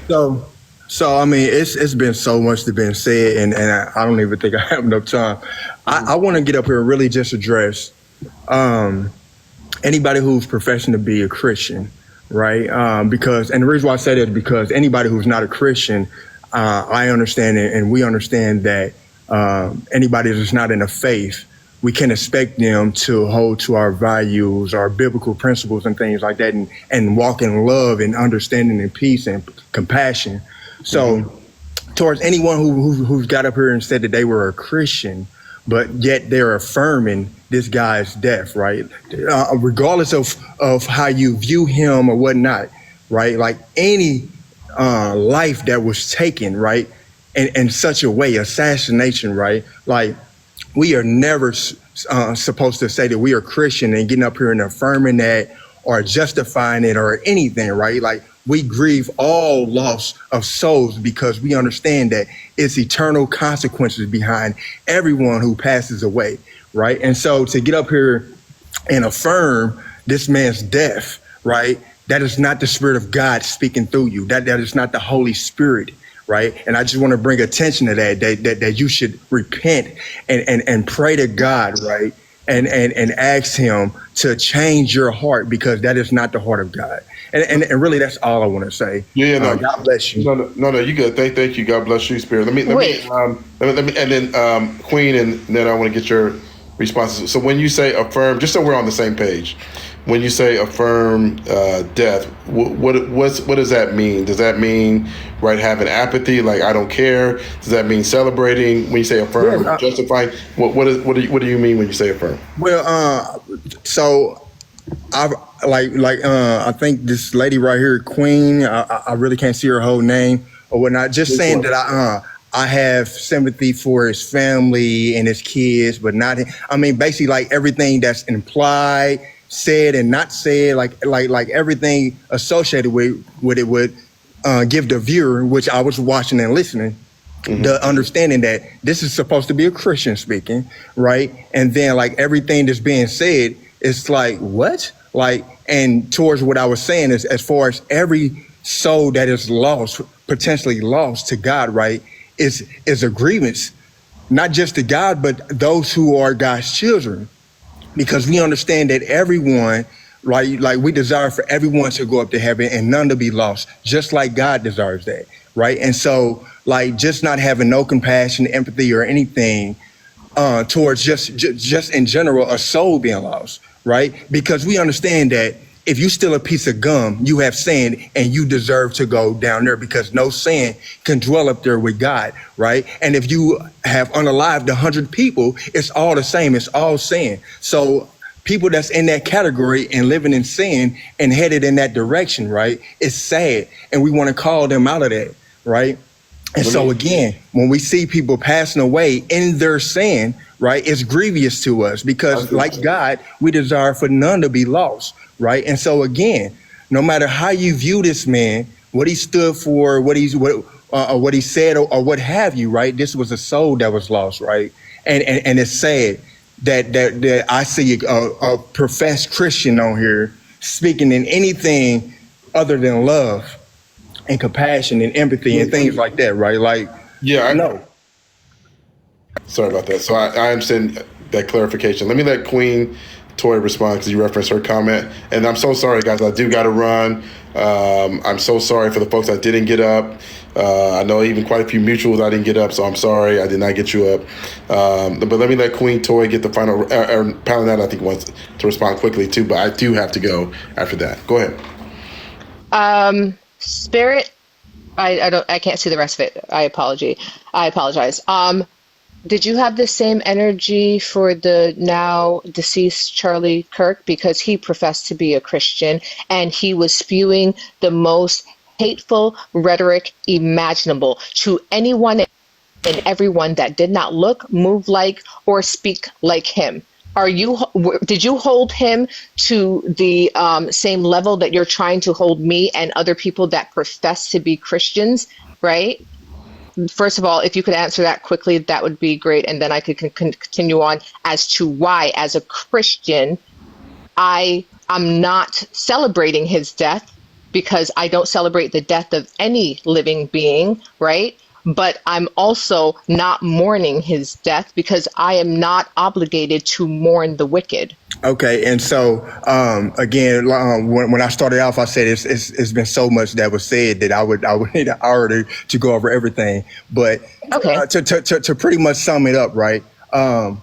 My understanding is that you have two different worlds in this world that we live in, and what I mean when I say that is, you have people who's living in delusions, who twist the truth, right? Who can't see the truth. Their eyes are veiled, right? They're living in an alternate world. Respectfully, right? if you could answer my question, did you keep the same energy for Charlie again, Kirk, the Christian, as you are? I'm going somewhere. I'm asking. Please, I just want you to be. I would appreciate if you were succinct and clear and to the point. Yes or no? So did you again, I'm answering the Did you question hold in him my to way. account? Real quick, y'all. I'm so sorry. I got to run. Spirit, if you want to give a quick yes or no, and then Palinata, I literally got to jump off in 1 minute, so I'm going to close in 1 minute. Go ahead, Spirit. If you can just do a quick yes or no. All right. I don't hold your same beliefs in relation to him. Okay. Let's go to Palinata. Go ahead, Palinata. Okay, I'm not Christian, but nobody will emotionally extort me or terrorize me into feeling bad for his death. That's all I have to say. Amen. Love you, sweetie. Amen. All right. See you guys. I'm with you, babe. Love you, Queen. Thank you, Smitty. Have a Absolutely. blessed day, everybody. Yeah, you guys have a great day. I'll try to go live on this tomorrow. All right. Thank you, Spirit, for coming up. Thank you, everybody, for being God bless. All right. God bless everyone.